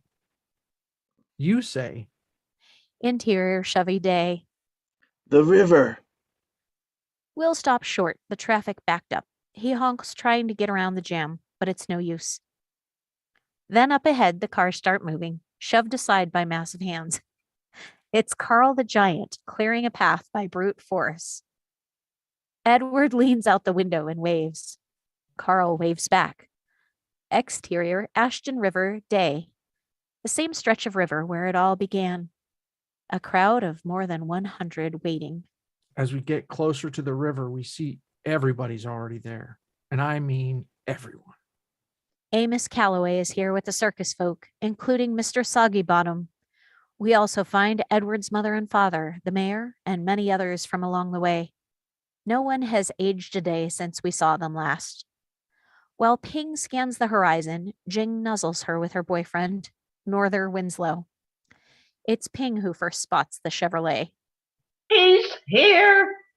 The crowd cheers. The Ashton marching band plays. Jenny Hill smiles. So does the old woman. We push in on the old woman's glass eye, where we see young Edward reflected. This is what he saw. Interior, the Chevrolet day. Amazed, Will turns to his father. It's unbelievable. Story of my life. Exterior Riverside day. Will gets out of the Chevrolet, overwhelmed by the crowd. Behind him, Sandra, Josephine, and Dr. Bennett pull up. Karl comes just after that. Crossing to the passenger side, Will lifts his father out. Strangely, he's gotten even lighter. Will carries him easily. Edward pulls off his shoes, tying the laces together. He hands them to Josephine. She throws them up at the power line. They loop over. Applause and cheers. The crowd parts to let Will and Edward get to the river. As he passes, Edward shakes some hands, pats some people on the cheek, and gives others a good poke in the ribs. And the strange thing is, there's not a sad face to be found. Everyone's just so glad to see you and send you off right. Will walks into the river up to his knees. He turns back so his father can face the crowd. Edward waves. Goodbye, everybody. Farewell. Adieu. Bye, Edward. See ya. Bye. See ya. Miss you. But one face is missing from the crowd. Sandra. Will turns to see she's already standing in the rivers beside them. The reflection of the light off the water gives Sandra an unearthly glow. She's more tranquil and more beautiful than we'd ever seen her. My girl in the river. She kisses him. He tweaks her chin. The crowd hollers in approval, but their moment remains strangely private. Only Will is there to witness. As the kiss ends, Edward tries to pull off his wedding ring, but it's stuck. Finally, he sucks on it, pulling it free with his teeth. A look to Will, a smile with a glint of gold. Will takes the ring out of his mouth. Edward suddenly drops out of Will's arms with a splash. For he's no longer a man, but rather a fat catfish swimming at his feet. We watch as the catfish circles, then heads for deeper water, disappearing. Will and his mother stand knee-deep in the water, watching Edward Bloom swim away into the sunlight. Josephine is back on shore, along with the entire crowd. Music builds to a climax. Then, down the river, a giant fish suddenly jumps out of the water, cutting a beautiful arc across the sunset. It then dives back under with a splash. Crossfade back to interior hospital room day. Will has tears hanging in the corners of his eyes. You become what you always were, a very big fish. And that's the way it happens. Yes, exactly. Edward smiles, proud of both of them. His eyes are so pale and so open, he can almost see his soul. In every atom of his body, in every thought, Edward Bloom is entirely happy. And this is how he goes. Interior hospital hallway day. Will shuts the door to his father's room behind him. The walk to the payphone seems to take a lifetime. He finds a quarter and starts to dial. He has to squint through the water in his eyes. It's ringing and ringing. The other end answers. Hi. That's all he can get out before the dam breaks inside him. He presses closer to the phone, trying to shield himself. Music begins that will carry us through the next passage. Interior hospital reception day.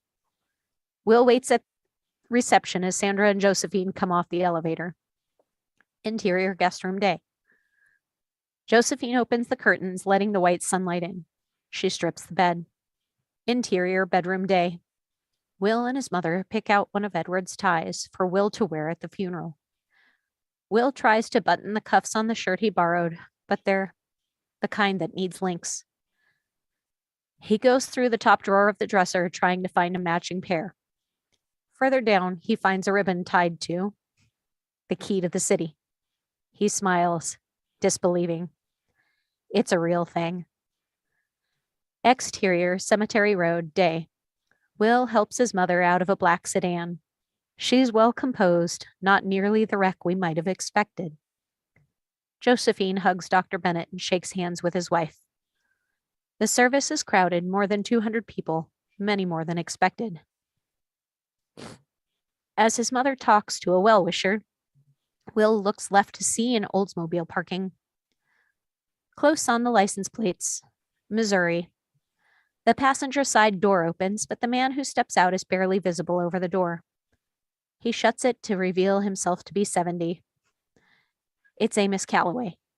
Will doesn't recognize him. The driver climbs out, a size 15 foot on the gravel. We tilt up to see this man is huge. This man is Karl, now 55. He's not 12 feet tall, but at least 6'8". Close on Will, bewildered to see that this man really exists. Exterior cemetery graveside day. As the service gets ready to begin, Will guides his mother to a seat near the grave. Sitting beside Will, Josephine spots a stunning Asian woman, 50, behind them. A beat later, an identical face with glasses peers out, the woman's twin sister. It's Ping and Jing. Josephine almost gasps. She elbows Will, who turns to look. From this angle, the sisters seem conjoined, but then Jing steps forward. They're really two separate people. A sea of familiar faces, all of them aged through the years. Beamen, Northern Winslow, the mayor, and Zacky Price. Exterior cemetery day later. After the service, we see the crowd gathered in small groups. By the laughter and hand gestures, we can see they're telling stories. They're telling Edward's stories. We find Will watching them. You ever heard a joke so many times you've forgotten why it's funny? But then you hear it again and suddenly it's new. You remember why you loved it in the first place. Will joins in laughing. We slowly circle behind a monument, letting it black out the screen. Transition to exterior Bloomhouse backyard, day summer. Will sits on the porch with Sandra and Josephine, watching his son play in the pool with two neighbor kids. So he said he'd fight the giant who was 15 feet tall. No way. Dad, that's right, isn't it? Something like that. See, so he was a giant, but my grandpa was going to fight him because he wasn't afraid of anything. He'd seen how he was going to die in this old lady's glass eye. Will smiles as his son continues the tale, which fades. Sandra takes Will's hand in hers, just listening. That was my father's final joke, I guess. A man tells his stories so many times that he becomes the stories. They live on after him. Crossfade to exterior river, underwater day. A fat and happy catfish swims toward us. And in that way, he becomes immortal. The fish passes us with a splash. Cut to black. The end. Woo. Well done, everyone. Yeah. Congrats. And again, Toni, thank you for reading the action descriptions so much. Sure, no problem. Just next time when there's like a sad ending where somebody dies, let me know beforehand so I'm not like blubbering. No, that So- was Oh, great. that's perfect. Because this is what I read through the Iron Giant the first time by myself before we got on camera, and I was able to keep it together on camera. But yeah, this is what happens the first time it's kind of perfect the way it happened, man. Because I mean, this is definitely a dedication to somebody who's lost somebody, you know, and a dedication to somebody who's lost their father, and you know, for somebody who has lost his father a little bit too early, you know, it means a lot, man. Yeah, as you know, the death scene was playing out, I was reflecting on the loss of my dad. I was thinking about the night he died. It was near the end of October 2014. He passed at 62 of a rare stage 4 cancer of the adrenal gland, and I had just brought my mother dinner, and then all of a sudden his breathing changed and he died while I was there. I saw him die, and it was just very strange. I had to sit for half an hour crying, and I just started thinking of that, and that's how I started crying. It was so strange. Yeah. Yeah, You're we were heroes, all with you man. there, Toni. Yeah. Yeah. So if most of us were to be reading it, we'd have been doing the same thing, even Yeah. though we've Okay, seen it. thanks. Even though we know it's like sad at the end. I wasn't even reading and I was busting up, you know. So thank you for taking the lead on that.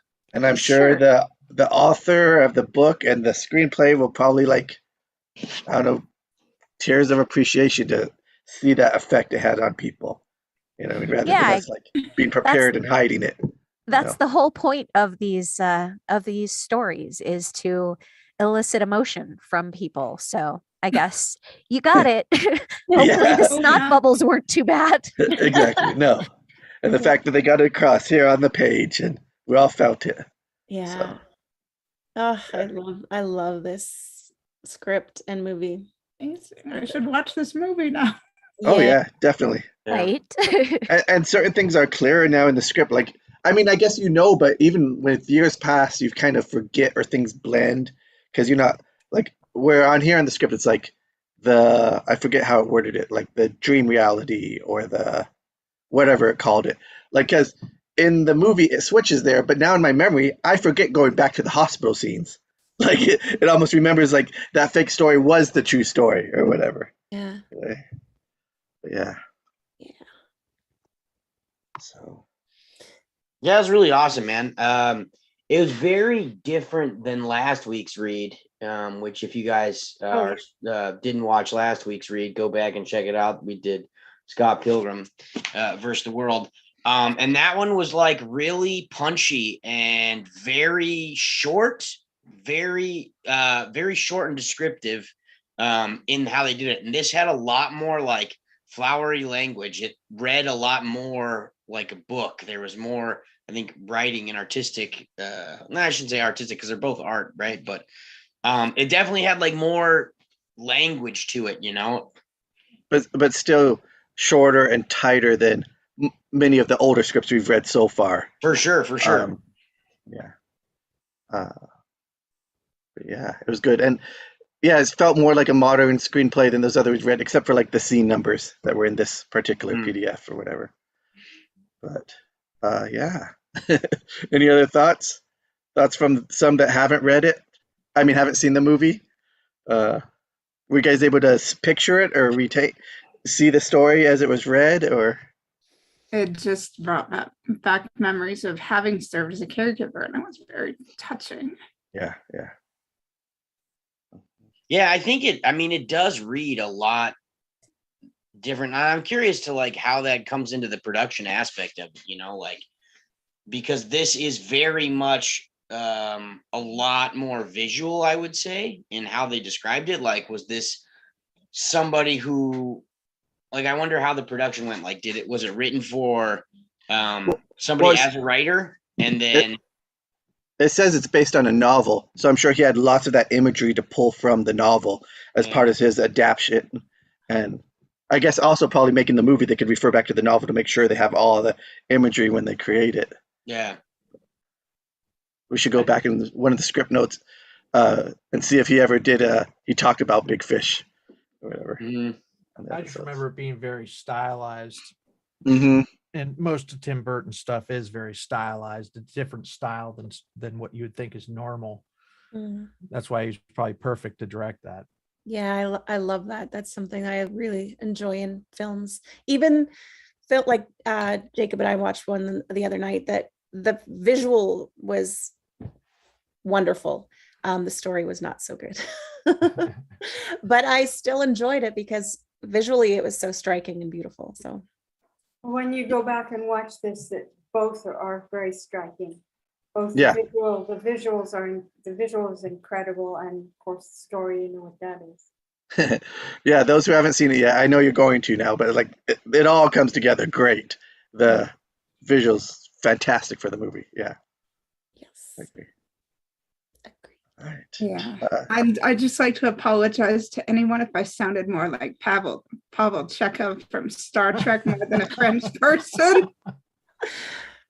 What you're used to, right? I don't know. I think I sounded more like Pavel Chekhov than a French person. You'll have to listen back to it and see. Yeah, I don't know. You guys can give me your opinions later. I enjoyed it. Thank you. I think there was one part, and I meant to make a mental note of which one, but I don't think I remember seeing it in the movie. And the script even mentions it has omitted scenes in here. Okay. Yeah. Is that it? When we were reading through, I thought that I don't remember that. And there's certain things too, as we were reading it, like I remember watching the movie and I didn't feel like anything didn't belong. As we're reading, I'm like, man, this is going on quite long about this city and going back and all these other details. I'm like, maybe that was something they cut, but I'm like, it doesn't feel like this was needed or this would be cut out of the script. But if it was in the movie, I'm like, when I watched it, I'm like, oh, I was totally fine with it. But yeah, it felt like a part was going a little longer. So I thought the Spectre thing was like an afterlife kind of spooky dream thing, but the town was like a real thing, wasn't it, in the show? Oh. yeah. And there's certain things that I've noticed more in the reading. Like I remember them saying in the movie when the little girl becomes the witch, they're just like, that's how it works. That's how they. But here in the reading it, it was even clearer to me, like, you got to understand that there's your mom and then every other woman. So that's why the woman is like the same. I'm like, oh, okay, I understand it better now, how they intended it. So that's cool. Sweet. And he's so lovable. Just, I don't know, especially at the end when you see that the stories aren't just all far-fetched. They're from life. I know that's a little spoiler for you guys reading it, but I guess you probably experienced it now. It's like when you see it, it's so cool because it's so much what, like he said, but just, a little more realistic, a little more believable, but it was all true. I'm sure you guys felt it now too, but seeing it, it's really cool. Very embellished. Yeah. No, that was fun. I got it. I didn't see the chat going on while we were reading because I tried to do it once and then missed one of my lines. So I just shut the chat down and I was like, okay. Yeah. But yeah, somebody said, not sure how you can keep a straight face while you're reading some of this. Oh yeah, that was legendary, dude. Yeah, about my character. Right before he dies, that was awesome, man. I can't believe that was written on paper, dude. That was hilarious. Oh, for all you guys that have a foul mouth out there, don't worry. You can write it in script format, apparently. Oh, sometimes they love it even more. You know what I mean? Yeah, I'm sure. I mean, like, most of it is like super reserved and like they don't really use that much swearing in this movie. And then when they do it, it's like, I mean, think about it, dude. You're some kind of executive sitting down and you're just like reading scripts again and again and again. Like, can I make this? Can I make this a bunch of money? Right. And then you pull out a script like this and you read that, like, dude, there's no way you're not sitting in your office laughing and being like, let's go make this movie, man. Let's go buy this script, So for all you script writers out there, I can't even remember how they phrased it, but that was too funny. Give it a voice, make it pop. Was it the sitting on the toilet thing? Yeah. Yeah, taking a large turd. Ungrabbable crap. The euphemisms were pretty funny too. Yeah, with the milkman. Yeah. Man. That was going on and hilarious. on and on, but it was so funny. And certain things, like, I feel like they didn't put in the movie of, like, when there's slow-mo, like frozen time of the elephant in the middle of. Now we got to stop it because this is going to make people want to put more of like that type of humor in it. It's like, it worked here, but maybe not every script. Yeah. Right. This was Tim Burton after all, right? Yeah. And John August. And yeah. How much of that is in the novel too? I don't know. I haven't read it. Yeah. By Daniel Wallace. But all right. Anything else before we call it? Yeah, but I can't remember. Well, this was a great script to pick up for for the last minute. So good, great call. I really enjoyed it. Yeah. And thank you all for reading multiple parts, and Deanne for coming in the last minute to help out. Appreciate it. Thank you, man. You're our fearless leader, and you had to do like an extended scene with just yourself. Impressive, man. Super impressive. It was so good. And if you weren't watching you, just listening, it was like, yeah, it totally works. And then it still worked when I looked up, but it was like, oh yeah, he's doing both. Yeah. Well, thank you. It was Appreciate enjoyable. It all was enjoyable for everyone. So, all right. Then we'll go around. Everyone can say, what else they're doing, what's coming up, and where people can find them. And if you mention a link, if you send that to me, I'll put it in the description, and we'll try and put a time code eventually to this part in the video for people to quickly come here and see about you. So I'm going to go from on my screen the way it is. So again, Don Lapasoni, you're number one.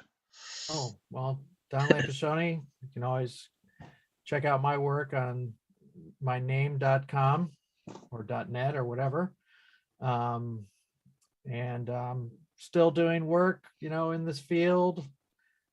Want to be doing more feature, short type stuff that's more fun than corporate and political. But, just working on that. So also working on my daughter getting into college, which is quite a feat in itself. She's going for musical theater.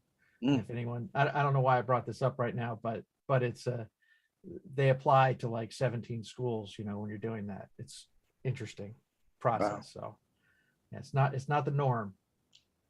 Oh, it's a beautiful thing. Don't be ashamed of it. Tell your Oh, he's no, not ashamed. at all. Not ashamed at all. No. Just waiting like, you know what? That's where it waiting for it. starts, the youth. I mean, my love of that, my work in that started when I was a teenager. So it's a beautiful thing. Oh yeah, Oh, yeah. no. He's just we're very surprised by proud. the process, right? That Yeah. We're just waiting around for her to get into the schools, and it's just a process. And I mean, I went for musical theater as well, but I only applied to one school and got in. So that was years ago. Now it's like a sports.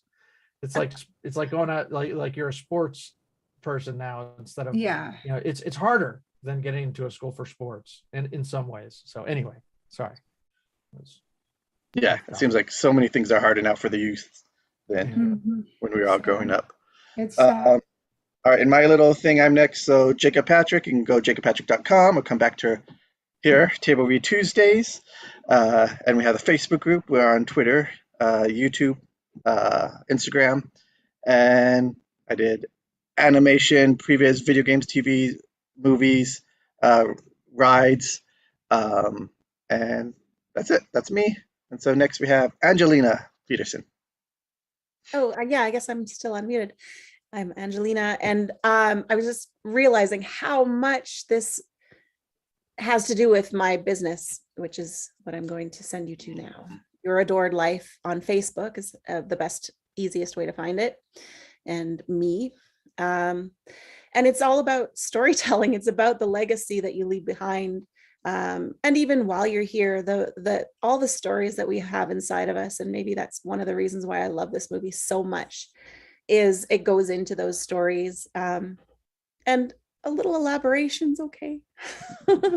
And like you've mentioned before, that this father in this movie is a storyteller, and to be able to see it and hear it from the storyteller's voice themselves is great to capture. Sorry to interrupt, please. Oh, totally. Yeah.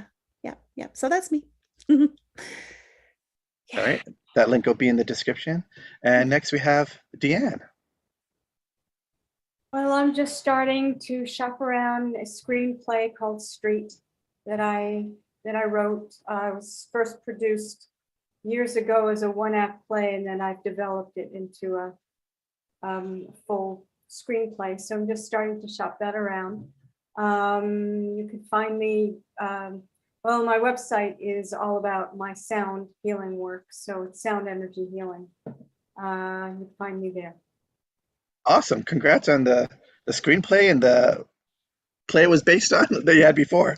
That's awesome. Next we have Vicki. Vicki Dykes. Predominantly, I'm an actor. I'm dabbling writing a book, and I am a visual artist too. You can find me on Instagram. I'm YogaGramma7, and I'm also on Facebook as, guess what, Vicki Dykes. So if you have something that you'd like me to do voiceover, or hey, I have a little bit of experience. Awesome. And next we have Heather Lee Cameron. Hi, I'm Heather Lee Cameron. I've done acting, I've done voice acting, I've done self-producing, I've done writing, I've done journalism, I've done theater, I've done quite a bit. You can find me on my YouTube channel, The Storming Latter-day Saint. You can find me on Facebook, Heather Lee Cameron, or Heather Lee Cameron, creative freelancer. You can find me on Instagram, Heather Lee Cameron. You can find me on Twitter, Chameleon77771. Actually, you can actually message me on Facebook and I'll direct you to the Twitter. What else? Oh yeah, I'm on Actors Access, IMDb. I've had quite a few creative careers over the years, and I'm so happy about all of them. And I'm quite happy to do acting, producing, writing, anything creative, as long as it doesn't go against my personal morals. So if you need anything done, I've got experience in a lot of things, and I can show you quite a bit of experience in my resume. Thank you very much. Awesome. And next we have Clint Monroe. Hey, how's it going, everybody? Another fantastic read. Thank you so much for that. My name is Clint Monroe. I am in the process of absorbing all bits of information I want to do, writing, directing, acting, producing, because this is such a powerful medium and there's just so much you can do with it. And so you can find me on Instagram if you want. It's Gems of Zen Productions. You can find me on Facebook at Clint Monroe 2017 at gmail.com. Just been picking up cameras recently, getting that started, wrote a script since the beginning of this year. And because of this whole thing, done some script editing as well. And just living every day as I can. Getting started with a website here soon. So lots of things are happening and I can't be more excited. And stop by next week because it's going to be awesome. Promise. That's a pinky swear right there, dude. All right. Well, I don't know if anybody's watching these in order, but next week we're going to try and have a screenplay competition and people can submit their log lines and maybe a page from the screenplay, and whoever gets the most likes, those will be the final ones, and then we'll vote on those, on which one to read. And so, again, it'll be another cold read because we're going to just have a winner and we're going to read that script, and we'll see how it is. And we'll limit the pages, like no more than 120 pages, because we know this already takes us like 3 hours. So how do we audition for something like that? Well, kind of like this one. We didn't know this one was going to be this week because this was a last-minute change. So you just say that you're available during that time and you're interested in reading for the contest winner. And so we'll pick the last day and then we'll have to just cast it that last day. And Will it be at the same time? yes, same time. Okay. All right. I'll talk to Angelina. Okay, cool. And last but absolutely not least, Yes. Toni, Flora. Haven't you guys heard enough of me already tonight? Never.